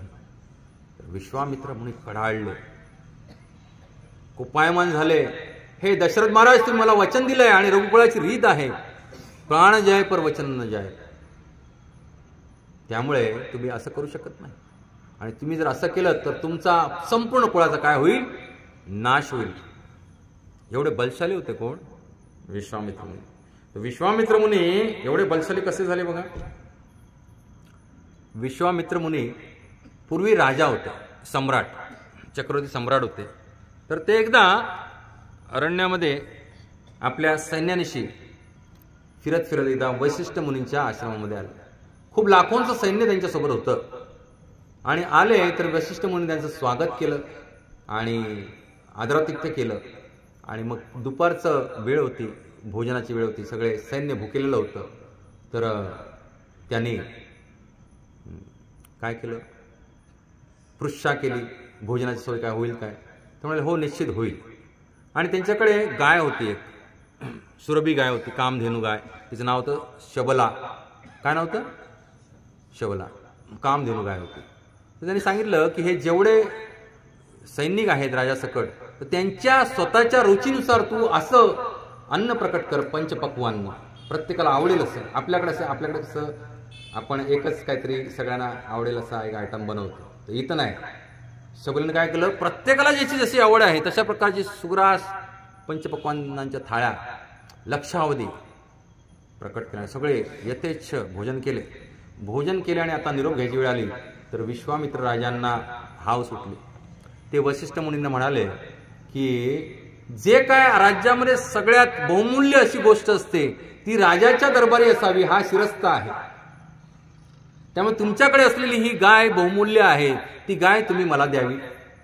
तर वसिष्ठ म्हणाले की मी ही गाय तुम्हाला देऊ शकत नाही, कारण मला यज्ञ, आहुती वगैरे ह्या सगळ्या ज्या गोष्टी आहेत, पंचगव्य, ह्या सगळ्या ह्या गायीपासून मिळतात. मी तसा काय म्हणूया फकीर आहे, माझ्याकडे धन नाही, पण यज्ञासाठी लागणारं सगळं धन जे आहे, दूध दुभतं, सगळी ही मला गाय देते आणि ती सुद्धा मला सोडून कुठे जाणार नाही. त्यामुळे मी तुम्हाला गाय देऊ शकत नाही. तर गाय देऊ शकत नाही तर मी तुमच्याकडून ती गाय बलपूर्वक घेऊन जाणार. तर वसिष्ठ मुनी म्हणाले, मी काय करू शकतो. तर विश्वामित्रांना आज्ञा दिली सैनिकांना, ती गाय दावणीची सोडा आणि चला घेऊन. तर ही गाय दावणीवरनं त्यांच्या हातातनं सुटली आणि आली आणि वसिष्ठ मुनी बसले होते, त्यांच्या चरणाशी असे 2 पाय ठेवून अश्रू घालू लागले. हे नाथ, आजपासून मी अनाथ होणार आहे, तुम्ही मला असं का दूर लोटता, मी तुम्हाला प्रिय नाही का. ते म्हणाले, वसिष्ठ मुनी म्हणाले, हे शबले, मी हतबल आहे, हा राजा महापराक्रमी बलशाली आहे आणि मी एक ब्राह्मण आहे, त्यामुळे मी युद्ध करू जाणत नाही. पण मी तुला अशी आज्ञा देतो की तुझ्या सामर्थ्यानं जर तू स्वतःचं संरक्षण करू शकत असशील तर निश्चित कर. मग तसं शबलेनं अनेक शूरवीर योद्धे जन्माला घातले. तिच्या अंगातनं सगळे योद्धे बाहेर येऊ लागले आणि त्या सगळ्या योद्ध्यांनी या विश्वामित्र सैन्याची दाणादाण केली. तरी पण विश्वामित्र एवढा बलशाली होता की त्यानं त्या सगळ्या सैन्याचा नाश केला. त्यानंतर मग दुसरं सैन्य हिनं निर्माण केलं, ज्याच्यामध्ये आज जे यवन म्लेच्छ आहेत हे पण त्या या शबले गायीच्या काही गुदद्वारातनं आलेत, काही षडातनं आलेत, सड असतात ना त्याच्यातनं आलेत, यवन गुदद्वारातनं आलेत, म्लेच्छ सडातनं आलेत, असं वर्णन आहे शास्त्रामध्ये, वाल्मिकी रामायणामध्ये. असं मोठं सैन्य उभं केलं. आणि मग बघता बघता विश्वामित्रांच्या सैन्याची दाणादाण झाली आणि हे एकटेच राहिले. आणि मग त्यांना कळून चुकलं. त्यांचा एक पुत्र जिवंत राहिला. सगळे पुत्र मारले गेले, एकच पुत्र जिवंत राहिला. तर ते त्या पुत्राच्या स्वाधीन सगळं राज्य केले आणि म्हणाले, क्षत्रिय सामर्थ्यापेक्षा ब्राह्मणाचं सामर्थ्य खूप श्रेष्ठ आहे. त्यामुळे आजपासून मी काय तपश्चर्या करण्यासाठी हिमालयात चाललो. तू पृथ्वीचं साम्राज्य सांभाळ. आजपासून मी हिमालयात चाललो. तू पृथ्वीचं साम्राज्य सांभाळ. आणि ते गेले हिमालयात आणि घनघोर तपश्चर्या करायला लागले. घनघोर तपश्चर्या आरंभली त्यांनी आणि कित्येक हजार वर्ष तपश्चर्या केली ध्यानचित्त होऊन. आणि त्यावर इंद्रदेव काल मी सांगितलं तसं ते त्यांचं स्थान गडबडायला लागलं. ते म्हणाले, माझं इंद्रपद काढून घेतील कदाचित. मग त्यांनी काय केलं, सुरुवातीला त्या मेनकाला पाठवलं. मेनका आणि आतापर्यंत त्याची जवळजवळ 50-60 हजार वर्ष तपश्चर्या झाली होती एवढी. मेनकाली छुम छुम छुम करत. आणि त्याला हे जलसमाधी घेऊन पाण्यामध्ये बसून तपश्चर्या करत होते. आणि ही मेनका पाण्यामध्ये उतरली आणि जलक्रीडा करू लागली. आणि जसं ह्यांनी ऋषींनी ते नुपुरांचे पैंजण आवाज ऐकले, त्यावर यांच्या हृदयामध्ये सुप्त जो कामाग्नी होता तो पेटला. नजर उघडली पाहिजे मेनका आणि त्यावर विसरले आपल्या तपश्चर्या. बाहेर आले आणि मेनका त्यांना बोलवण्यासाठी झाली होती. बाहेर आले आणि मेनकेशी विवाह केला त्याने गंधर्व. आणि मेनकेवर संसार करू लागला. आणि असं संसार करता करता 10 वर्ष गेली आणि त्याच्यातनं एक कन्या उत्पन्न झाली. तिचं नाव काय कोणाला माहिती आहे? शकुंतला. राजा दुष्यंत आणि शकुंतला तुम्ही कथा ऐकली असेल ना. त्यातली शकुंतला ही विश्वामित्रांची कन्या. तिच्या पोटी भरत महाराज जन्माला आले, ज्या भरत महाराजावरून आपलं भारताचं नाव पडलेलं आहे. बघा, आपल्याला कसलंही ज्ञान दिलं जात नाही शाळा कॉलेजातून. आपल्या भारताचं नाव कशावरनं पडलं ह्याची गोष्ट पण आपल्याला माहित नाही. म्हणून साधुसंग केला पाहिजे. साधुसंगामध्ये बऱ्याच गोष्टी कळतात, कारण शास्त्रपुराणामध्ये भरपूर गोष्टी आहेत. तर झालं. मग ह्यांनी मेनकाला सोडून दिलं. मेनका परत गेली तिकडे स्वर्गामध्ये आणि पुन्हा आरंभ केला. पुन्हा 10,000 वर्ष तपश्चर्या केली. आणि आता यांनी ठरवलं, आता मी कामाला बळी पडणार नाही. मग इंद्रानं पुन्हा रंभेला पाठवलं आणि रंभा आली. यांनी जाणलं की रंभा आली छुम छुम छुम कर, पुन्हा माझं तपोभंग करण्यासाठी आलेलं आहे. आणि पण आता मी म्हणाले कामाला बळी पडणार नाही. आणि त्यांनी नेत्र उघडले आणि रंभेला भस्मसात करून टाकलं. पण ह्या वेळा पुन्हा त्यांची शक्ती तपश्चर्याची भंग झाली. पहिल्या वेळेला कामामुळे क्षीण झाली, आता क्रोधामुळे क्षीण झाली. आता क्रोधाला बळी पडले ना. काम आणि क्रोध, तपश्चर्या क्षीण झाली. पुन्हा त्यांना आपली चूक कळली. पुन्हा त्यांनी घनघोर तपश्चर्या केली. आणि ह्या वेळेला भरपूर तपश्चर्या केली, अनेक वर्ष. आणि सगळ्यावरती विजय प्राप्त केला. सगळ्यावरती विजय प्राप्त केला. आणि मग पुन्हा स्वतः इंद्रदेव आता उपवास सोडून ते प्रसाद ग्रहण करणार, जळ पहिलं घेणार. त्याला इंद्रदेव परीक्षा घ्यायला लागले. ते म्हणाले, ओम भवती भिक्षाम देवी. आणि कसलाही मागचा पुढचा विचार न करता एवढ्या वर्षांनी खाणार होते, पहिलं ते देऊन टाकलं सगळं. आणि त्यावर सगळे देवी देवता ब्रह्मदेवते प्रकट झाले आणि त्यांनी जयघोष केला की हे विश्वामित्र मुनी, तुम्ही आता ब्रह्मर्षी झालात. ब्रह्मर्षी झाले. बघा, ब्रह्मर्षी झाले तरी त्यांच्या हृदयामध्ये खंत होती. आणि स्वतःच्या ताकदीनं एवढी वर्ष तपश्चर्या करून ब्रह्मर्षी झाले होते. आणि मग ती खंत जात नव्हती. म्हणून त्यांना हृदयातून आवाज आला की आपल्याला प्रभूंची सेवा केली पाहिजे. आणि ॲक्च्युली प्रभूंची सेवा करण्यासाठी ते कुठे आले होते? अयोध्येला आले होते. त्यांच्याकडे सगळी अस्त्रशस्त्र होती. पण हे सगळं जे वैभव होतं ते त्यांनी अहंकारानं प्राप्त केलं होतं की मला एवढं श्रेष्ठ बनायचं आहे. एवढं श्रेष्ठ बनूनही ते ब्रह्मर्षी आले. म्हणजे फारच तर ब्राह्मण स्टेजला आले, क्षत्रिय स्टेजवरनं. आणि तुम्हाला मी सांगतो की एवढं सगळं तपश्चर्या करून जे ते ज्या स्टेजला आले त्याच्या वरची स्टेज आहे वैष्णव. तर प्रभुपादांनी हे सांगितलं गोष्ट तात्पर्य की आपण भगवत भक्तीमध्ये आल्यानंतर सहजरित्या ह्याही स्टेजच्या वरती क्षणामध्ये जाऊ शकतो. लक्षात ना. त्यामुळे समर्पण, जे काल डॉक्टर शिवक परांजपेंनी इथं सांगितलं समर्पण, आणि ते समर्पण सांगताना त्यांचा कंठ गदगद झाला होता, मी नोट केला. तो जो भाव आहे, निष्कपट भाव हृदयामध्ये ज्याचा जागृत झाला, त्याला भगवंत रात्रंदिवस त्याचं काय असतात सोबती बनतात, कुठेही त्याला एकटं सोडत नाहीत. असे कृपाळू भगवंत आहे. एकदा तुम्ही म्हटले हे भगवंता मी तुमचं झालो, तुम्ही विसरून झालं, पण भगवंत विसरत नाहीत. ते सदैव आपले पाठराखण करत असतात. तर हे असं ब्रह्मर्षीपद प्राप्त करायला एवढी तपश्चर्या करावी लागते. पण भगवंतांचा विष्णुदास बनायला तपश्चर्या करावी लागते का? नाही. खाओ पिओ डान्स करो कीर्तन करो बस हो गया, मजा लाईफ, बरोबर की नाही? प्रसाद खावा, नृत्य करा.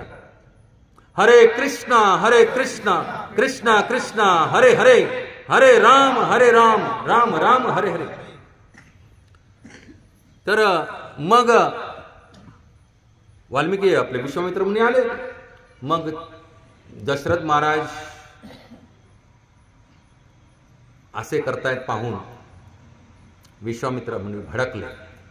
तुमच्या कुळाचा नाश होऊन जाईल. पाहिजे यू कन्सल्ट युअर राजगुरु वशिष्ठ मुनींना विचारा की हे तुम्ही जे म्हणताय ते तुमचे पुत्र नाही आहेत, हे साक्षात परब्रह्म आहे, भगवान श्रीकृष्ण आहेत. राम अवतार धारण केलाय त्यांनी जगाच्या कल्याणासाठी. त्याबरोबर दशरथ महाराज वशिष्ठ मुनींना विचारलं तर म्हणा वशिष्ठ मुनी हो बरोबर आहे ते सांगतात.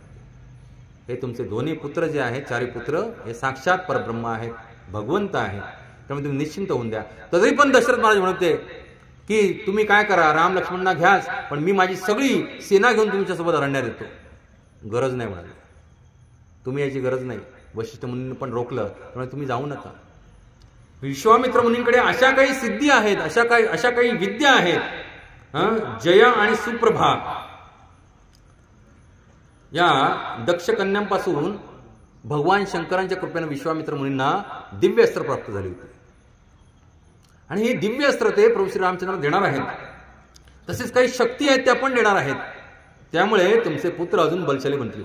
म्हणजे याचा अर्थ विश्वामित्र मुनींना यांनी अस्त्र दिली म्हणून बलशाली झाले असं आहे का? नाही.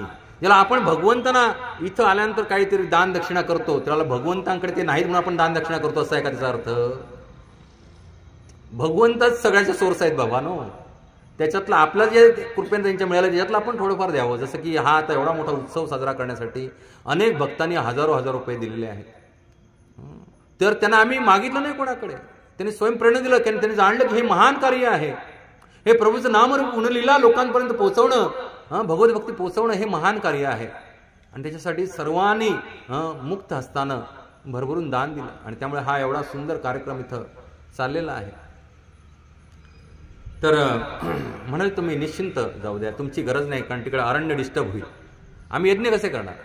कारण मी ज्या वेळेला यज्ञ करतो त्यावेळेला त्या यज्ञामध्ये यज्ञाची सफलता ज्या वेळेला व्हायला येते त्यावेळेला हा मारीच आणि सुबाहू त्यांचे राक्षसंभव देतात आणि त्या यज्ञविधीवरती रक्त, मांस, पू, विष्ठा, मूत्र यांचं काय करतात? विसर्जन करतात आणि आमचा यज्ञ भंग होतो. त्यामुळे हे दोघंच पुरेसे आहेत, तुम्ही काळजी करू नका. आणि मग दशरथ महाराज दोघांना हाक मारली, हे राम. त्याबरोबर दोघे धावत आले. हाक कोणाला मारली? हाक एकालाच मारली, राम. राम हाक मारल्यावर राम लक्ष्मण दोघे धावत आले दुड दुड दुड दुड. असं ते अविभाज्य होते अतिशय, म्हणून राम लक्ष्मण म्हणतात. अविभाज्य दोघे धावत आले आणि म्हणले आज्ञा पिताश्री. ते म्हणाले हे विश्वामित्र मुनी आहेत, तुम्ही त्यांच्यासोबत जावा आणि त्यांच्या यज्ञाचं रक्षण करा. आणि मग आज्ञा घेऊन चरणस्पर्श करून आपल्या गुरूंचा आणि वडिलांचा चरणस्पर्श करून निघाले. आणि निघाले तर गंगेच्या शरयू नदीच्या किनाऱ्याने चालत चालत चालत जवळजवळ 20 मैल आले. 20 मैल आल्यानंतर मग त्यांनी तिथं स्नान केलं शरयूमध्ये. आणि मग विश्वामित्र मुनी त्यांचे गुरु त्यांना घेऊन बसले आणि त्यांनी त्यांना मंत्र दिला. 2 मंत्र दिले, बल आणि अतिबल. काय मंत्र दिले? बल आणि अतिबल असे 2 मंत्र दिले. आणि ह्या मंत्रामुळे त्यांना कधीच थकवा येणार नाही. बल मंत्रामुळे कधीच थकवा येत नाही आणि अतिबल मंत्रामुळे कधीच वार्धक्य येत नाही. त्यामुळे तुम्ही बघा भगवान श्रीराम जवळजवळ कालच मी सांगितलं जे राज्यपद घेतल्यानंतर त्यांनी किती 1000 वर्ष राज्य केलं? 11,000 वर्ष राज्य केलं. एवढ्या वर्ष राज्य करूनही तुम्हाला कुठंही प्रभू श्री रामचंद्रांचा म्हातारा फोटो बघितलाय का कधी? केस पिकलेत, दाढी पिकलीत, हातात काठी घेतली, 16 वर्षे आहेत सदैव. भगवान श्रीकृष्ण, भगवान राम ते म्हातारे कधीच होत नाहीत, कारण ते दिव्य पुरुष आहेत. तुमच्या माझ्यासारखे नाही जन्म मृत्यू जरा वेदनाग्रस्त झालेले. आपण सदैव 4 व्याधीने ग्रस्त, जन्म मृत्यू जरा व्याधी दुःख दोषानुदर्शन, या सदैव 4 व्याधीने ग्रस्त असतो. आणि मग तिथून पुढे चालत चालत ते जिथं शरयू आणि गंगेचा संगम होतो तिथे पोहोचले. आणि शरयू आणि गंगेचा संगम ते क्रॉस करू लागले तर मध्यावरती गेल्यानंतर तिथं मोठा धबधबा आतमध्ये कोसळतो असा आवाज यायला लागला. त्यामुळे विश्वामित्र मुनी म्हणाले की प्रभू श्रीराम, हा जो धबधब्याचा आवाज येतोय हे ऍक्च्युली मानस सरोवर आहे, जे शरयूचं उगम स्थान आहे. आणि ते मानस सरोवर जे आहे ते ब्रह्मदेवांच्या कृपेनं प्रकट झालं होतं. आणि तिथून पुढे मग ओलांडल्यानंतर जो प्रांत चालू होतो त्याला मालदा आणि करुष साम्राज्य असं म्हणतात. परंतु हे पूर्वी मालदा आणि करुष साम्राज्य फार अतिशय श्रीमंत होतं, प्रभावशाली होतं. पण काळाच्या ओघामध्ये हे मालदा आणि करुष साम्राज्य राक्षसांनी नष्ट केले. आणि त्या राक्षसामध्ये प्रमुख होते ताटका आणि तिचे 2 पुत्र मारीच आणि सुबाहू.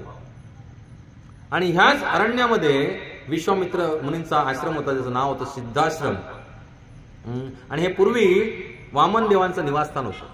जेव्हा वामन देव प्रकटले किंवा तिथं आता ह्या सिद्धाश्रमामध्ये विश्वामित्र मुनी वास करत होते. बरं, मग आश्रमामध्ये पोहोचल्यानंतर विश्वामित्र मुनींनी ह्या दोघांची राहण्याची सोय केली. आता इकडे प्रभू श्रीरामचंद्र एवढे कोमल होते की त्यांना झोपण्यासाठी असे सुंदर सुंदर पलंग होते आणि त्याच्यावरती रेशमी अशा सॉफ्ट रेशमीचा असं चादरींचं असं गद्दी बनवली जायची, काही त्रास होऊ नये. तर इथं साध्या कुश गवताच्या चटईवरती प्रभू श्रीरामचंद्र आणि लक्ष्मण. तर विश्वामित्र प्रार्थना करते, तुम्हाला हे भगवंता क्षमा करा मला. म्हणाले भगवंत म्हणे काही नाही, काही नाही, याच्यावरती उलट मला खूप सुखानं आनंद झोप येईल. आणि तिथं आणि मग दुसऱ्या दिवशी सगळं नित्यकर्म आटपल्यानंतर यज्ञ सुरुवात होणार होता. तर विश्वामित्र मुनी सांगितलं की ह्याच्या पुढे आता 6 दिवस रात्रंदिवस यज्ञ चालेल. आणि यज्ञाच्या 6व्या दिवशी काय होईल, सोमरस उत्पन्न होईल. आणि हा यज्ञ सुरू करायच्या अगोदर एक गंमत झाली, ती थोडीशी मिस झाली, सांगतो तुम्हाला. तर जात असताना जसं ह्या मालदा आणि पुरुष वनामध्ये एंट्री केले त्याला ते म्हणाले की इथं हे स्थान आता निर्जन आहे, मनुष्य राहत नाही. कारण इथं ताटका नावाची राक्षसिणी जी आहे ती सगळ्यांना खाऊन टाकते, ऋषी मुनी गाई कशालाही काय ठेवत नाही. त्यामुळे हे राम, तुम्ही तिचा वध करा. त्यावर प्रभू श्रीरामचंद्रांनी आपलं धनुष्य घेतलं आणि प्रत्यंच्या बाणरहित कानापर्यंत खेचल्याने सोडली. आणि त्याचा प्रत्यंचा जो आवाज झाला फार मोठा, तो आवाज ताटका जिथं राहत होती त्या गुहेमध्ये पोहोचला. आणि ताटका तिथून खडबडून जागी झाली आणि जिथून आवाज आला त्या दिशेने धावत आली. आणि धावत आली तर मोठे धुळीचे लोट उडवत ती धावत आली. अटॅक केला तिनं राम लक्ष्मणावरती आणि विश्वामित्र मुनी. आणि तर रामजी म्हणताय, हे लक्ष्मण पहा आता मी ह्या ताटक्याचं कसं करतो ते. आणि त्याबरोबर भगवंताने विचार केला की पहिलाच वध करायचा आहे तो एका स्त्रीचा, नको बाबा, वध नको करूया, हिचे मी हात पाय तोडतो बघ. आणि मग भगवंताने बाण चालवण्याने जे ताटकीचे हात पाय तोडून टाकले. पण ती काय ऐके ना, तिनं मायारूप धारण केलं आणि आकाशातील दगड धोंडे धूळ सगळं काय ते फेकायला लागली. पुन्हा खाली आली तर लक्ष्मणनी आपलं खडगं होतं त्यांना तिचं नाक कान कापून टाकलं, तरी पण ती मरेना. मग विश्वामित्र मुनी म्हणाले, हे भगवन, आता तिने संध्या व्हायची वेळ आलेली आहे. आणि जसं काळोख पडतो तसं ह्या राक्षसांची शक्ती जी आहे ती कितीतरी पटीनं वाढते. त्यामुळे आता तुम्ही कृपया विचार करू नका की ती एक स्त्री आहे, ती महाभयानक आहे, तुम्ही तिचा काय करा, वध करा.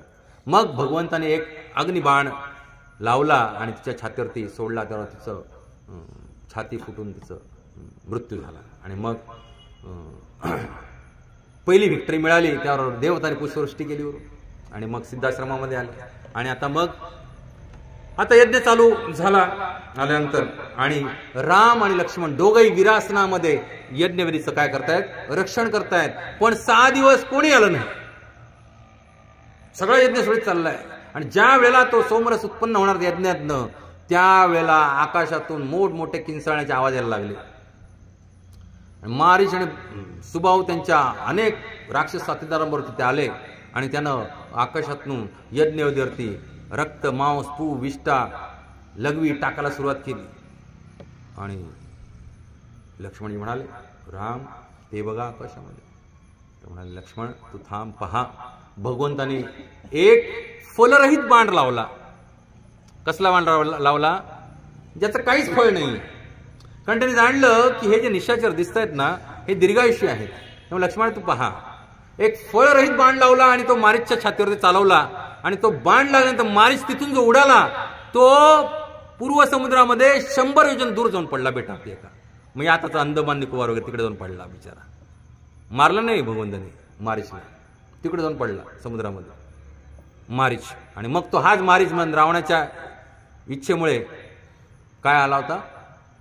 कपटी मृग झाला होता, सुवर्ण मृग. सीता हरण केलेली होती. आणि सुबाहू दुसरा बाण भगवंताने मारला तर सुबाहू ठार झाला. आणि त्यावर लक्ष्मणानं बाकीच्या सगळ्या राक्षसांना ठार करून टाकलं. आणि ते अरण्य होतं ते काय केलं? राक्षसांच्या प्रादुर्भावापासून मुक्त केलं. आणि मग चांगल्या प्रकारे तो यज्ञ संपन्न झाला. विश्वामित्र मुनी खूप खुश झाले आणि त्यांनी त्या दोघांनाही सगळी दिव्य अस्त्र समोर बसवून देऊन टाकली. त्यांचीच होते, दिली, त्यांना अर्पण केली. लक्षात ना, विश्वामित्र मुनी त्यांना धनुर्विद्या शिकवली म्हणून भगवान श्रीराम आणि लक्ष्मण धनुर्विद्येत पारंग झाले असं नाही. आणि ह्यावेळेला ते कृतकृत्य झाले कारण इथं त्यांची भगवंतांची सेवा त्यांच्या हातून घडली. गौरांग प्रभूजी हे सांगत होते, जवळजवळ मी 28-30 वर्षापूर्वी ऐकलं होतं हे कथा. आणि त्यावेळेला त्यांना हृदयातनं शांती प्राप्त झाली की आज मी माझं सर्वस्व अर्पण केलं भगवंतांना. आणि ज्यावेळेला आपण भगवंतांना सर्वस्व अर्पण करतो त्याच वेळेला तुम्हाला हृदयामध्ये शांती प्राप्त होते. कारण भगवद्गीतेत सांगितलंय, भोक्ताराम यज्ञ तपस्सा सर्व लोक महेश्वरम सुहृदम सर्वभूतानाम ज्ञात्वा शांतिर्मुच्यति. सगळ्या भोगांचे जर भोक्ता कोण असतील तर ते कोण आहेत? भगवान श्रीकृष्ण. जेव्हा आपण सगळे भोग त्यांना अर्पण करून मग प्रसाद म्हणून खाऊ त्याच वेळेला आपल्याला काय मिळेल? शांती मिळेल. आणि आतापर्यंत जे काय तपस्येनं बळ मिळवलं होतं ते स्वतःसाठी मिळवलं होतं. मला श्रेष्ठ बनायचं आहे, मी एका ब्राह्मणाकडे हरलो म्हणजे काय, या अहंकारानं मिळवलं होतं. आणि हे मिळवण्यासाठी त्यांना आयुष्याची सहस्त्र वर्ष खर्ची घालावी लागली. पण हे भगवंतांचं प्रेम प्राप्त करण्यासाठी एका भक्ताला काही कष्ट करावे लागत नाही. बस एवढंच करावं लागतं, हरे कृष्णा कृष्णा कृष्णा हरे हरे, हरे राम राम राम हरे हरे. अरे आणि नाम पण फुकाचं आहे. साधू संतांनी सांगितलंय, नाम घ्या फुकाचे, फुकटचे आहे, त्याला पैसे मोजावे लागत नाही. नाम घ्यायला कधी कोणत्याही स्थितीत घेऊ शकता तुम्ही, काही बंधन नाही. आणि म्हणून कलियुगाचा धर्म सांगितला आहे की हरिमुखे म्हणा, हरिमुखे म्हणा, पुण्याची गणना कोणा केली. मागे खुर्च्या कमी असल्या तर लावून घ्या कानागराने, थोडे लावून टाका खुर्च्या मागे. तर अशा प्रकारे निर्विघ्नपणे काय पार पडला? यज्ञ पार पडला. आणि आता ते यज्ञासाठी बरेच साधू ऋषी आले होते. तिथे अनेक साधू ऋषी आले होते. ते म्हणाले, आम्ही आता जनकपुरीमध्ये चाललो आहोत. कुठे चाललो आहोत? जनकपुरीमध्ये. तिकडे मोठा यज्ञ, 12 दिवसांचा यज्ञ आहे, धनुष्ययाग यज्ञ आहे, सीतेचं स्वयंवर आहे, तिकडे आम्ही चाललोय. तर विश्वामित्र मुनी आता पालकत्व स्वीकारले होते. कोणाचं? राम आणि लक्ष्मण यांचं. बरोबर की नाही? पालकत्व स्वीकार. गुरु हे पालक असतात आणि गुरुच लग्न लावून देतात आपल्या शिष्यांचं. तुम्हाला माहित नसेल, गुरुच बोलणी करतात. अनेक कथा आहेत अशा, इथं गुरुनीच काय केलं? आपल्या शिष्यांचं विवाह करून दिले. तर विश्वामित्र ते जाणून बोलले की सीतेसाठी अनुपम वर तर प्रभू श्री रामचंद्रच आहेत. तर ते म्हणाले, आपण आता काय करूया? आपण यात्रेला जाऊया. कुठे? जनकपुरीमध्ये. आणि मग सगळे ऋषीमुनींसमवेत यात्रेला निघाले जनकपुरीला. तर अनेक दिवस चालल्यानंतर सरते शेवटी ते जनकपुरीच्या बॉर्डरच्या जवळ आले. तर तिथं गौतम ऋषींचा आश्रम त्यांना भेटला, जो भग्नावस्थेमध्ये होता. कारण 60,000 वर्ष त्याच्यात कोणीच राहिलं नव्हतं. कारण ते सांगतो तुम्हाला. गौतम ऋषींचा आश्रम भेटला. तर तिथं विश्वामित्र मुनी त्यांना एका शिळेपाशी घेऊन गेले. ती शिळा म्हणजे अशी एक स्त्री, अशी हात जोडून अशी दगड झाली होती. तिचं नाव अहिल्या. काय नाव तिचं? अहिल्या. ही गौतम मुनीची पत्नी होती. तर विश्वामित्र मुनी म्हणाले, हे राम, तुमची जवळजवळ 60,000 वर्ष ही अहिल्या वाट पाहते शिळेच्या रूपामध्ये. तुमची भक्त आहे ती, तुमची वाट पाहते. तर कृपा करून तुमची चरणधुली तिला द्या. तसं प्रभू श्री रामचंद्रांनी आपले चरणकमल कुठे ठेवले? त्या शिळेवरती ठेवल्याबरोबर त्या शिळेतनं सजीव अशी दैदिप्यमान दिव्य रूपामध्ये अहिल्या प्रकट झाली आणि तिनं खूप मनोभावे त्यांची सेवा केली आणि अहिल्या माता आहे म्हणून प्रभू श्रीराम आणि लक्ष्मणनी तिचे चरण स्पर्श केले आणि त्याला मग विश्वामित्र मुनींनी कथा सांगितली की अहिल्या शिळा कशी बनली. तर अहिल्या ही खूप सौंदर्य होती. खूप मागे मी एकदा कथा सांगितली होती त्याची तुम्हाला.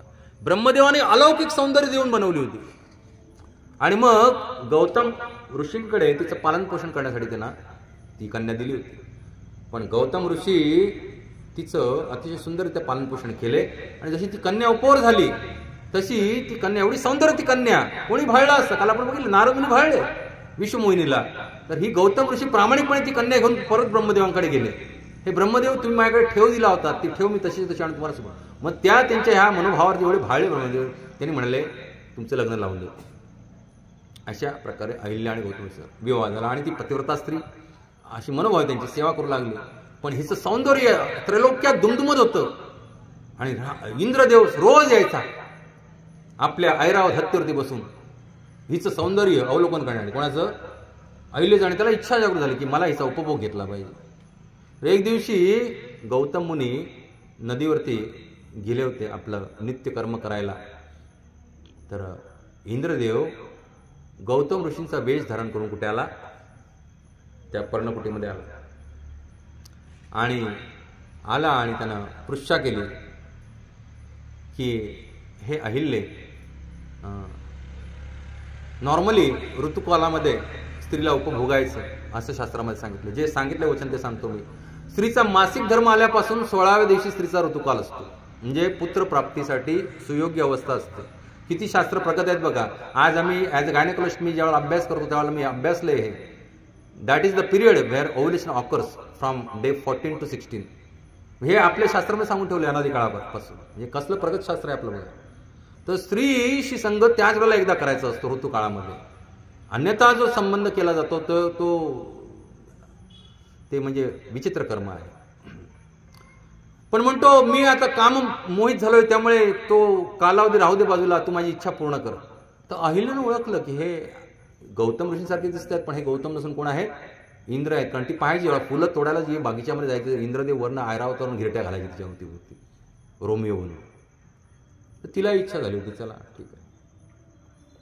म्हणजे तिला कळलं तरी त्यांना उपभोगू दिलं.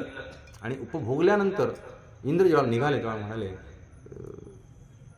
तुम्ही कृपा करून गौतम ऋषींच्या कोपापासून माझं आणि तुमचं रक्षण करा. ते म्हणाले नाही काळजी करू नकोस, मी आत्ताच पळतो ते यायच्या अगोदरच. आणि इंद्रदेव पळायला निघाले. एवढ्यात गौतम ऋषी आले आणि ते घरातनं पळताना त्यांनी पाहिलं आणि लगेच ओळखलं की हे कोण आहेत? इंद्रदेव आहे. आणि त्यांनी ध्यान लावून पाहिलं की इंद्रानं काय खूप कृत्य केलेलं आहे. त्याबरोबर गौतम ऋषी क्रोधांमध्ये त्यांनी शाप दिला इंद्राला की तुझं पौरुषत्व आत्ताच्या आत्ता गळून जाईल. त्यावर इंद्राचे अंडकोश गळून पडले. इंद्राचे अंडकोशच गळून पडले, टेस्टिस गळून पडले. आणि म्हणाले तू एवढा कामातच झालास दुसऱ्याच्या पत्नीचा बोल, तुझ्या संपूर्ण सर्वांगावरती 1000 योनी प्रकट होतील आणि ते योनी घेऊन तू भटकत राहशील. स्त्रीअंग प्रकट होईल तुझ्या अंगावरती. असा शाप दिला. त्याबरोबर इंद्र गेला तिकडे स्वर्गामध्ये. बघा किती इंद्र कपटी तो. ती योनी घेऊन गेला आणि ह्याचे अंडकोश गळून पडले होते. आणि इकडे अहिल्याला शाप दिला. आता अहिल्याची तशी काय फारशी चूक नव्हती की गौतम ऋषींच्या रूपातच ते आले होते, पण तिला कळत असताना सुद्धा तिने प्रतिकार केला नाही. ही तिची चूक होती. तशी पतिव्रताच होती ती. तर तिनं शाप दिला गौतम ऋषींनी की तू दगड होऊन पडशील. तर ती गयावया करायला लागली. नाथ मग म्हणाले ठीक आहे. बऱ्याच कालावधीनंतर प्रभू श्रीरामचंद्र येथील इथे वनगमन करताना त्यावेळेला त्यांच्या चरणस्पर्शानं तू पावन होशील आणि तुझ्या ह्या पश्चातापाच्या विराच्या अग्नीतनं मुक्त होशील आणि त्यावेळेला मी पुन्हा तुझा पत्नी म्हणून स्वीकार करेन. तर अहिल्या आणि गौतम ऋषींचा एक पुत्र होता, त्याचं नाव आहे शतानंद. हे शतानंद राजपुरोहित होते. जसे वसिष्ठ सूर्यवंशाचे राजपुरोहित होते तसे शतानंद जनक महाराजांचे राजपुरोहित होते. शतानंद. तर अशा प्रकारे अहिल्या मुक्त झाली. पण पुढे इंद्रदेवांचं काय झालं? इंद्रदेव गेले स्वर्गामध्ये आणि सगळी मीटिंग भरवली आणि म्हणाले गौतम ऋषी घनघोर तपश्चर्या करत होते विश्वामित्र मुनीसारखी, आणि ती माझं इंद्रपद बळकावतील म्हणून मी त्यांना अटॅक केला. त्या अटॅकमध्ये मी त्यांना क्रोधाच्या बळी पाडलं आणि त्यामुळे त्यांचं तपश्चर्याचं जे फळ होतं ते नष्ट झालं. किती थपाळ आहे बघा इंद्र, काय थपा मारतोय. गौतम ऋषी घनघोर अशी तपश्चर्या करत होते, त्यामुळे माझं इंद्रपद अमरावती धोक्यात आलं होतं आणि म्हणून मी जाऊन त्यांच्या बरोबर त्यांना उकसवलं आणि त्यामुळे ते क्रोधी झाले आणि त्यांचा तपभंग झाला आणि त्यांचं बळ क्षीण झालं. परंतु ह्या युद्धामध्ये झटापटीमध्ये माझे दोन्ही वृषण कोश गळून पडले, अंडकोश, आणि माझ्या अंगावरती ह्या एवढ्या योनी आल्यात. तर तुम्ही काहीतरी करा आणि मला पौरुषत्व परत द्या. त्या बिचारा देवतांनी काय केलं, अवतीभोवती बघितलं तर एक मेंढा होता, मेंढा, त्याचे वृषण कोश काढले, मिलेला होता आणि इकडे ट्रान्सप्लांट केले. मग ट्रान्सप्लांट सर्जरी त्यावेळेला पण चालायची. इंद्राला ट्रान्सप्लांट केले अंडकोश, कोणाचे, मेंढ्याचे. मी माझ्या पदर सांगत नाही, I can show you the text authorised. आणि मग ह्या योनींचं काय करू म्हणाले. योनींचं आम्ही काय करू शकत नाही, तुम्ही सूर्यदेवाची उपासना करा, भगवान सूर्यदेवच काहीतरी केले तर करतील. भगवान सूर्यदेवांची खूप तपश्चर्या केली इंद्रदेव. भगवान सूर्यदेव प्रसन्न झाले, म्हणाले योनी हे काय, कसं घेऊन फिरू मी, स्त्रीचं अंग, ते पण एक नाही 1000 अंगावरती. म्हणाले मी जास्त काय करू शकत नाही, पण ते योनींच्या जागी तुला तिथं नेत्र दिसतील असं काहीतरी करतो. म्हणून इंद्राच्या अंगावरती 1000 नेत्र आहेत. आलं लक्षात. डोळेच डोळे आहेत इंद्राच्या अंगावरती, सगळे डोळेच, नुसते डोळे. तुम्ही पाहिजे तर आता गुगलवरती घरी गेल्यानंतर पण टाकून बघा इंद्राचा फोटो, इमेजेस ऑफ इंद्रा, त्याच्यावरती तुम्हाला अंगावर त्याचे डोळे दिसतील. ॲक्च्युली या योनी आहेत, त्या सूर्यदेवांच्या कृपेने काय झाले, त्याचे नेत्रामध्ये रूपांतर झालं.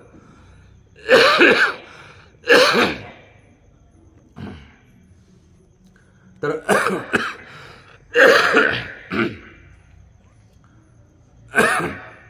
जवळजवळ 60,000 वर्षानंतर गौतम आणि अहिलेचं पुन्हा मिलन झालं आणि आता विश्वामित्र मुनी येऊन पोचले. कुठे, जनकपुरीमध्ये. तर ते शिवधनुष्य यज्ञयागसाठी, त्या उत्सवासाठी अनेक ऋषी मुनी राजे रजवाडे सगळे आले होते सीतेला स्वयंवरात जिंकण्यासाठी. आणि त्यांच्यासाठी नगराच्या बाहेर आमराईमध्ये तंबू मारले होते सगळीकडे आणि त्या तंबूमध्ये राहायची व्यवस्था केली होती सगळ्यांची. तर जनक महाराज कळलं की, आणि तोपर्यंत ही बातमी कळली होती सगळीकडे की ह्या 2 सुकुमारांनी काय केलं होतं, ताटका, मारीच आणि सुबाहूंचा नाश केला होता, 1000 राक्षसांचा नाश केला होता आणि अहिल्याला मुक्ती दिली होती. ही बातमी वाऱ्यासारखी पसरली होती. आणि जनक महाराज कळलं की विश्वामित्र मुनी आलेले आहेत आणि सोबत 2 सुकुमार आहेत. आणि त्याबरोबर ते आपलं नगर सोडून बाहेर आले वनामध्ये आमराईत आणि प्रसन्न चित्तानं दर्शन घेतलं आणि ऋषींना विनंती केली की तुम्ही राजमहालात चला. तुमच्याबरोबर हे जे 2 सुकुमार दिसत आहेत ते भाळले, खूप सुंदर वर्णन आहे, पण ते वर्णन मी शब्दशः घ्यायला गेलो तर बालखंड पण संपणार नाही. आपलं रामायण पूर्ण थोडक्यात अभ्यासायचं आहे या 7 दिवसामध्ये, सगळं होणार नाही, जेवढं जमेल तेवढं फास्ट फॉरवर्ड मी सांगण्याचा प्रयत्न करेन. तर ते जनक महाराज जसं रामचंद्रांना पाहिलं तसं त्यांच्या डोक्यामध्ये लगेच आलं की हेच मला सीतेचे पती म्हणून मला जावे म्हणून पाहिजे. परंतु मी काय अभागी आहे, कसला पण करून बसलोय. जो शिवधनुष्य उचलून त्याला प्रत्यंच्या चढवेल त्यालाच मी काय देईन, माझी पुत्री देईन. अरे अरे कर्मा, मी कसला हा पण केला. हेच माझ्या सीतेसाठी उपवर असे वर आहे असं त्यांनी मनोमन त्यांना वाटलं. आणि ते म्हणाले चला तुमचं मी राजमहालात राहायची व्यवस्था करतो. आणि तिघांना घेऊन राजमहालात गेले आणि त्याच्यासोबत जे काय अजून शिष्यगण होते राजमहालामध्ये व्यवस्था केली. आणि नित्यनेमानं तिथं विश्वामित्र मुनी 8 प्रहर ते जवळजवळ 6 प्रहर कथा करायचे, पुराणातील कथा. आणि ती कथा राम लक्ष्मण त्यांच्या चरणाशी बसून श्रवण करायचं. आपलं कामच हे आहे की महामुनींचा शोध घेणार, त्यांच्या चरणी जाऊन कथा ऐकणार, भगवंतांची पुराण कथा, भागवत पुराण कथा. रामायणामध्ये वर्णन आहे, विश्वामित्र मुनी त्यांना भागवत पुराण कथा श्रवण करवायचं, ज्याच्यामध्ये भगवान श्रीकृष्णांच्या सगळ्या अवतारांचं वर्णन आहे आणि सगळ्या दिव्य लीला आहेत भगवंतांच्या. तसं कथा ऐकता ऐकता जवळजवळ रात्रीचे 11-12 वाजायचे. आणि मग गुरुजी सांगायचे चला आता विश्राम करा. तर राम लक्ष्मण दोघे गुरुजींच्या पायाशी बसून त्यांचे पाय दाबायचे, मसाज करायचे. आणि मग हुंकार देत देत गुरुजी झोपायचे. त्यावेळेला मग लक्ष्मण सांगायचे, हे तात आता तुम्ही जावा, तुम्ही पण झोपा. म्हणजे प्रभू श्री रामचंद्र झोपायला जायला साधारण रात्रीचा 1 वगैरे वाचायचं. मग प्रभू श्री रामचंद्र उठून जाऊन झोपायचे आणि मग लक्ष्मण तिथेच चरण दाबत बसायचे आणि मग तिथंच गुरूंच्या चरणावरच्या बाजूलाच तिथंच झोपायचं. आणि ज्याला ब्रह्मप्रहार व्हायचा, कोंबडा आरवायचा, तेव्हा सगळ्यात पहिलं कोण उठत असेल सांगा बघूया. सांगा बाई, कोण उठत असेल सगळ्यात पहिलं? कोंबड्या आरवताना कोण उठत असेल सगळ्यात पहिलं? जो सगळ्यात लास्ट झोपला तो सगळ्यात पहिला उठला पाहिजे की लास्ट उठला पाहिजे? आपल्याकडे कसं होतं, आपण उशिरा झोपलं की आपण काय होतो, आपण सूर्यवंशी मग होतो मग, बरोबर की नाही? तर सगळ्यात पहिले सगळ्यात लास्ट झोपून लक्ष्मणजी उठले पहाटे 4 वाजता. आणि मग रामजी उठले आणि सरते शेवटी मग सूर्योदयाच्या अगोदर त्यांचे गुरु उठले, म्हातारे झाले होते. आणि मग सर्वांनी सकाळचे प्रातःविधी आटपले आणि गुरूंनी यांना तिथल्या पुष्पवाटिकेमध्ये फुलं आणण्यासाठी पाठवलं. तर परडी घेतली लक्ष्मणांना हातामध्ये आणि प्रभू श्रीरामचंद्र, आणि ते पर्सनल पुष्पवाटिका होती कोणाची? सीतामाईची. त्यांना माहीत नव्हतं, तिथं पुरुषांना अलाउड नाही. हे दोघं गेले तिथं भल्या पहाटे, जस्ट सूर्योदय झाला होता पुष्पवाटिका. तर फुलं वेचता वेचता प्रभू श्रीरामचंद्रांच्या कानी सुंदर नुपुर आणि इथे कंबरेच्या पट्ट्याला जे घुंगरू असतात त्यांचा आवाज कानी पडला. ते मी तुम्हाला दोहा आणि चौपाई गाऊन दाखवतो, खूप सुंदर आहे ते.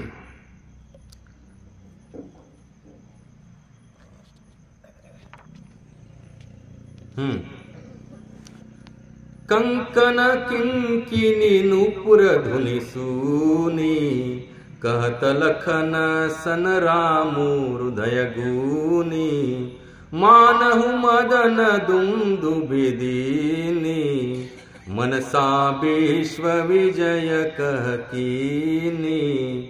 कंकण म्हणजे हातातील कंकण आणि करधनी म्हणजे कमरेच्या आणि पायजेब म्हणजे पैंजण यांचा त्या शब्दध्वनी प्रभू श्रीरामचंद्रांच्या हृदयामध्ये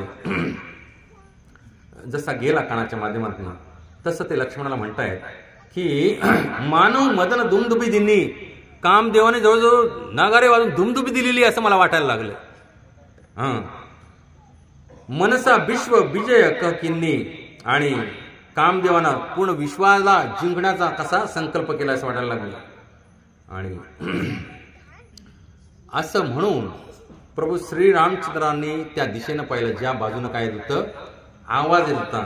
असं काही फिरी चित चितये तेही ओरा, सिय मुख ससी भय नयन चकोरा, भय बिलोचन चारू अचंचल, मनहू सकुची निमित्त जे दिगंचल. खूप सुंदर वर्णन आहे. असं म्हणून लक्ष्मणजींना असं म्हटले की जसं की असं वाटतं की माझ्याबरोबर कामदेवाने अटॅक केलेला आहे. केवळ ते ध्वरेश रावतो.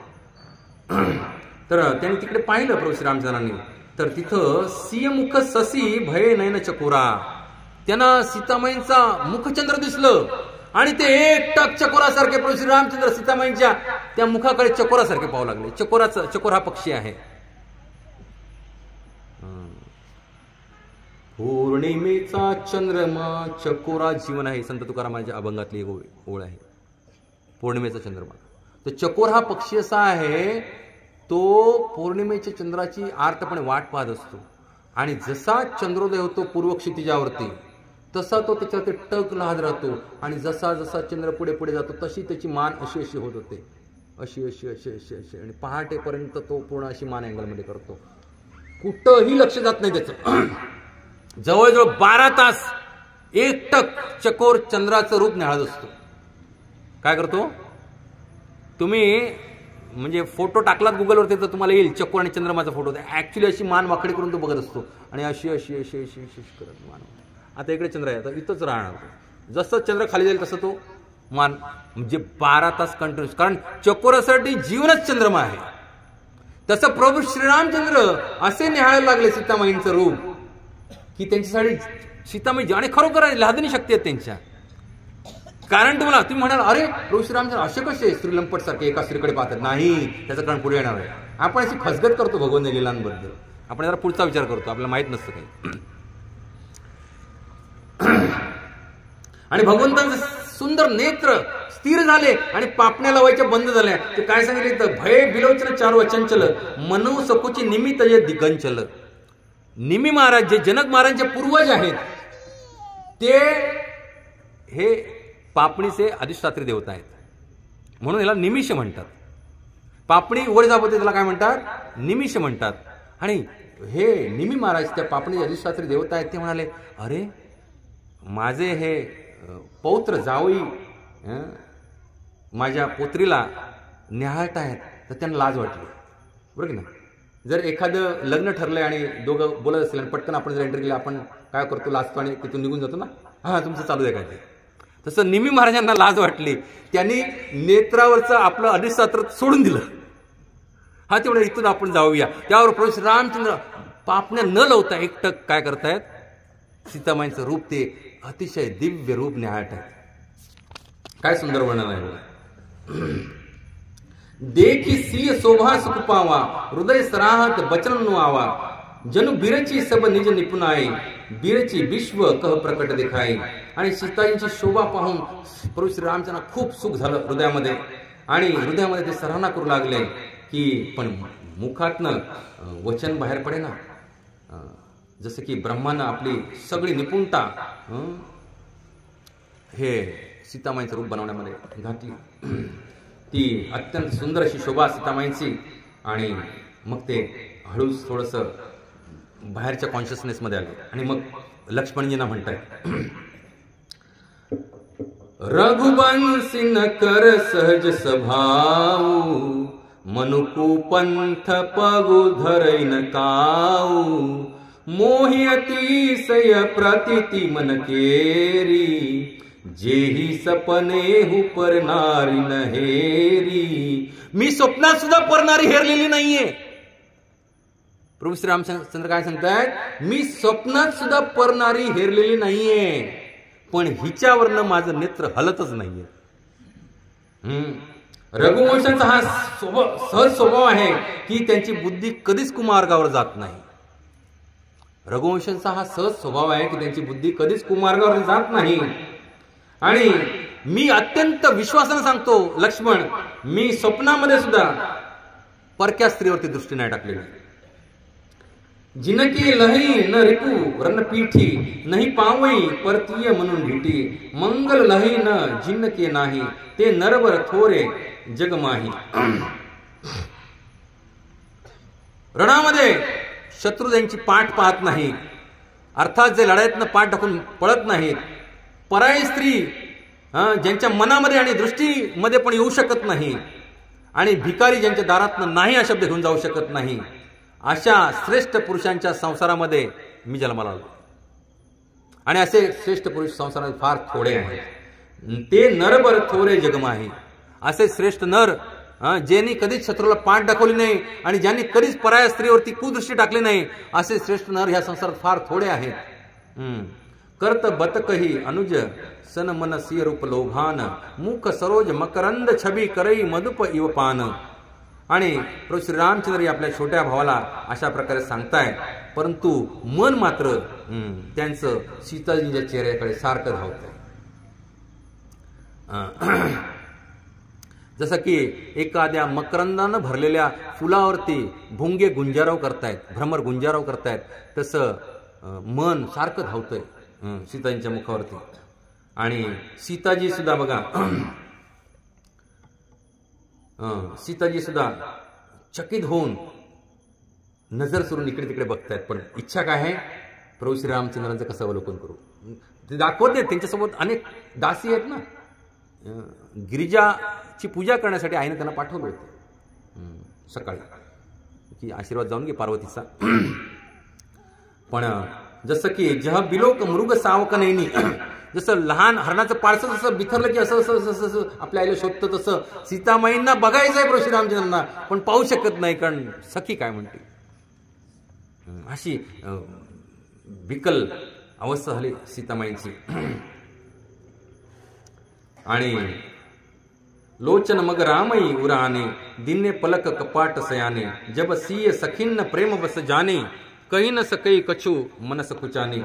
आणि नेत्रांच्या रस्त्यातून प्रभू श्री रामचंद्राचं रूप सीतामाईने हृदयामध्ये घेतलं आणि मग काय केलं, आपले डोळे बंद केले.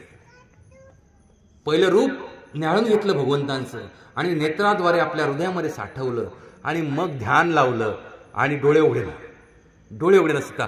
तसंच सीतामाईंच्या ज्या सख्या होत्या, हे सीते उठ, आता त्या गिरिजेची प्रार्थना करायची गरज नाही, तुझे वर समोर उभे आहेत तुझ्या.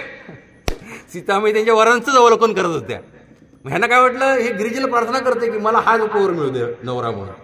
तर हे छेडतायत सीतामाईंना. आणि सगळे खूप संतुष्ट झाले. खूप सुंदर वर्णन आहे. पण आपल्याला उद्या वनगमन लीला चालू करायची आहे, त्यामुळे मी लग्न लवकर लावून टाकतो. नाही तर लग्न लागायला अजून भरपूर पानं आहेत, जवळजवळ 150 पानं आहेत लग्न लागायला. तर मग झालं आणि दोघांनी मनोमन एकमेकाला पसंत केलं. इकडे ह्या सख्या शिव्या घालू लागल्या जनक महाराजांना. काय जनक महाराज बुद्धी फिरली आणि त्याने पण ठेवलाय, हे राजस सुकुमार मदनाचा पुतळा कसं काय ते शिवधनुष्य पेलतील, आणि हेच योग्य उपवर आहे त्याला सीतामाईला. तर आले आणि मग जनक महाराज, तो दिवस आला शिवधनुष्य स्वयंवराचा. तर जनक महाराज मनोमन त्यांना प्रभू श्रीराम जावई म्हणून पाहिजे होते, पण आता काय करू शकत नव्हते. त्यामुळे भर सभेमध्ये ते म्हणाले सगळ्या वीरांना उद्देशून, मी माझ्या कन्येसाठी हा वर ठेवण्याचं कारण म्हणजे हे जे शिवधनुष्य जे आहे, याची जराशी स्टोरी तुम्हाला सांगतो. हे शिवधनुष्य जे आहे याचं नाव आहे पिनाक, आणि हे विश्वकर्म्याने निर्माण केलं होतं. आणि ह्या शिवधनुष्यानंच भगवान शंकरांनी, कालची मी तुम्हाला गोष्ट सांगली त्रिपुरासुराची, ह्या त्रिपुरासुराचा वध सुद्धा भगवान शंकरांनी ह्याच धनुष्याचा वापर करून केला होता. आणि हे जे शिवधनुष्य आहे, आणि परशुरामांकडे एक विष्णू धनुष्य होतं, त्याची कथा पण आजच होईल. एक 10 मिनिटं थोडंसं पुढे जाईल, हे पाठ पूर्ण करून टाकूया, अयोध्येपर्यंत जायचं. तर हे विष्णू धनुष्य आणि शिवधनुष्य दोन्ही विश्वकर्म्याने निर्माण केली होती, कारण ब्रह्माजींनी लढाई लावून दिली होती भगवान शंकर आणि विष्णूमध्ये. आणि मग दोघांना धनुष्य पाहिजेत म्हणून काय केलं, विश्वकर्माने 2 धनुष्य बनवले. एक विष्णू धनुष्य बनवलं ज्याचं नाव शारंग धनुष्य, म्हणून भगवान श्रीकृष्णाचं एक नाव काय, शारंग पाणी. प्रभू श्रीरामचंद्राचं पण नाव तेच आहे, शारंग पाणी. शारंग पाणी म्हणतात त्याला. पाणी म्हणजे हात, हातामध्ये जे धनुष्य धारण केलं त्याचं नाव काय, शारंग. आणि भगवान शंकरांना जे धनुष्य त्याचं नाव पिनाक. आणि मग ह्या दोघांचं घनघोर युद्ध झालं. तर मग भगवान विष्णूने काय केले, गेले आणि भगवान शंकर हातातलं धनुष्य घेतलं, त्याची प्रत्यंच्याच तोडून टाकली. ना रे गा बास ना बजे की बासुरी, आता प्रत्यंचच नाही तर युद्ध कसं खेळशील. मग भगवान शंकर नमतं घेतले आणि ठीक आहे चला मी हरलो. आणि मग भगवान शंकराने ते शिवधनुष्य जे आहे ते इकडे जनक महाराजांच्या पूर्वजांना देऊन टाकलं. डायरेक्ट दिलं नाही, त्याने ते देवतांना दिलं. आणि देवता जनक महाराजांचे पूर्वज जे देवव्रत आहे त्यांच्यावरती संतुष्ट झाले, त्यांनी देवव्रतांना ते देऊन टाकलं. अशा प्रकारे ते शिवधनुष्य कुठे आलं, जनकपुरीमध्ये आलं. आणि हे जे शारंग धनुष्य होतं, तर ते शारंग धनुष्य भगवान विष्णूंनी रुचिका ऋषींना दिलं, जे जमदग्नी ऋषींचे कोणते वडील होते, म्हणजे परशुरामांचे आजोबा. जमदग्नी ऋषींचे पुत्र कोण, परशुरामजी, पत्नी रेणुका, त्यांना देऊन टाकलं. तर झालं. मग ते शिवधनुष्य बराच काळ कुठे होतं, इकडे पडून होतं. आणि ते शिवधनुष्य उचलायला 500 लोक लागायचे मल्ल, तेव्हा ते कुठेतरी हलायचं. तर सीतामाई जशी यांच्या घरामध्ये आली, कशी मिळाली ती तुम्हाला मी पहिल्या की दुसऱ्या दिवशी कथा सांगितली, सीतामाई कशा आल्या जनकपुरीमध्ये. तर ते ह्या शिवधनुष्याची मेंटेनन्सची जबाबदारी जनक महाराजांनी कोणाला दिली, सीतामाईंना दिली. तर ते बघायचे जनक महाराज लपून कधीतरी की सीतामाई झाडू घेऊन जायची आणि डाव्या हातून असं शिवधनुष्य उचलायची, त्याच्या खाली झाडू मारायची आणि परत ठेवून द्यायची आपल्या जागेवर. म्हणजे जे शिवधनुष्य 500 मल्लांना उचलायचं नाही, ते शिवधनुष्य सीतामाई काय करायचे, बाल छोट्या असताना असे जाऊन डाव्या हाताने उचलायच्या, लिहिलंय खाली झाडू मारायचे आणि परत ठेवून द्यायचे. मग त्यावेळेला जनकने विचार केला, अरे ही एवढी महान पुत्री मला लाभलेली आहे, दैवी कन्या लाभलेली आहे, तिला असाच जर पती नाही मिळाला तर प्रॉब्लेम होईल ना. म्हणून आपण जेव्हा लग्न ठरवतो त्यावेळेला काय मेटं जुटं बघतो ना ठिकाण, शिक्षण, घरदार, संपत्ती, प्रॉपर्टी, वंश, कुळ सगळं बघतो ना आपण. तर जनक महाराज म्हणाले जर मी असंच हिचं लग्न लावून दिलं तर लग्न फेल होईल ना ते. त्यामुळे हिला असाच वर पाहिजे की जो हे शिवधनुष्य ॲटलीस्ट उचलू तरी शकेल. म्हणून त्यांनी मग तो पॉईंट ठेवला की जो कोणी हे शिवधनुष्य उचलून प्रत्येकाच्या तोडलीच होती ना रामाने अगोदरच, म्हणजे विष्णू रूपामध्ये युद्ध झालं त्यावेळेला, त्याला मी माझी सीता देईन. तर झालं, सगळे आले, मोठे मोठे बाडाय मारून येत आहेत आणि शिव उचलायचा प्रयत्न करताय. शिवधनुष्य कोणाला हले ना. सगळे आले, रावण कुंभकर्ण सगळे ट्राय मारला होता. रावणाने उचललं होतं कसं बस शिवधनुष्य. भगवान शिव शंकरांचे ते भक्त होते, त्याने प्रार्थना केली असेल बाबा माझी लाज राखा म्हणून. उचललं आणि ते उचललं तर पडलं छातीवरती. मग ते छातीवरचं काढायला पुन्हा मल्लांना बोलवावं लागलं, उचलून जागा बोलायला लागलं नमस्कार. माझ्या भगवंतांचं अर्धे भगवंत शिवधनुष्य माझ्यानं काय होणार गेला विचारात. अनेक लोक आले, कोणाची जमेना. आणि मग जनक महाराज अतिशय आक्रोशानं म्हणाले सभेला संपूर्ण, अरे कोणीच माही चालला नाही का की हे शिवधनुष्य पेलू शकेल आणि माझ्या पुत्रीचं वरण करू शकेल. त्याला लक्ष्मणजी क्रोधानं उभे राहिले. तुम्ही समजता काय, असं तुम्ही वक्तव्य करूच कसं शकता. आम्ही रघुवंशाचे सुपुत्र इथे उपस्थित असताना तुम्ही असं वक्तव्यच करू शकता. तुम्ही सांगाल तर हे शिवधनुष्य मी आत्ताच्या आत्ता तोडून टाकेन. प्रभू श्रीरामचंद्र हलकेच नजरे म्हणाले, तात शांत, ते तुमचं काम नाहीये, तुम्हाला मी देणार आहे उर्मिला, पण शांत राहा. मग लक्ष्मणजी खाली बसले. मग विश्वामित्र मुनींकडे प्रभू श्रीरामचंद्र बोलले. विश्वामित्रांनी आज्ञा दिली की राम तुम्ही जा आणि शिवधनुष्य पेला. विश्वामित्र मुनींना दंडवत केले आणि प्रभू श्रीरामचंद्र आले. त्या जसे येत होते की जसं सिंह येतोय जंगलामध्ये, जंगलाचा राजा, अशा प्रकारे आले आणि गेले. त्या शिवधनुष्याला नमस्कार केला आणि सगळ्यांना सभोवार नजर फिरवून शिवधनुष्याला डावा हात घातला.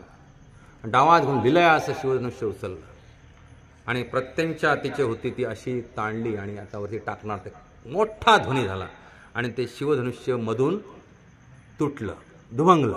खूप मोठा ध्वनी झाला, एवढा ध्वनी की ब्रह्मलोकापर्यंत ध्वनी गेला आणि सगळीकडून जय जयकार झाला. पुष्पवृष्टी देवता करायला लागले, गंधर्व नाचू लागले, किन्नर गाऊ लागले.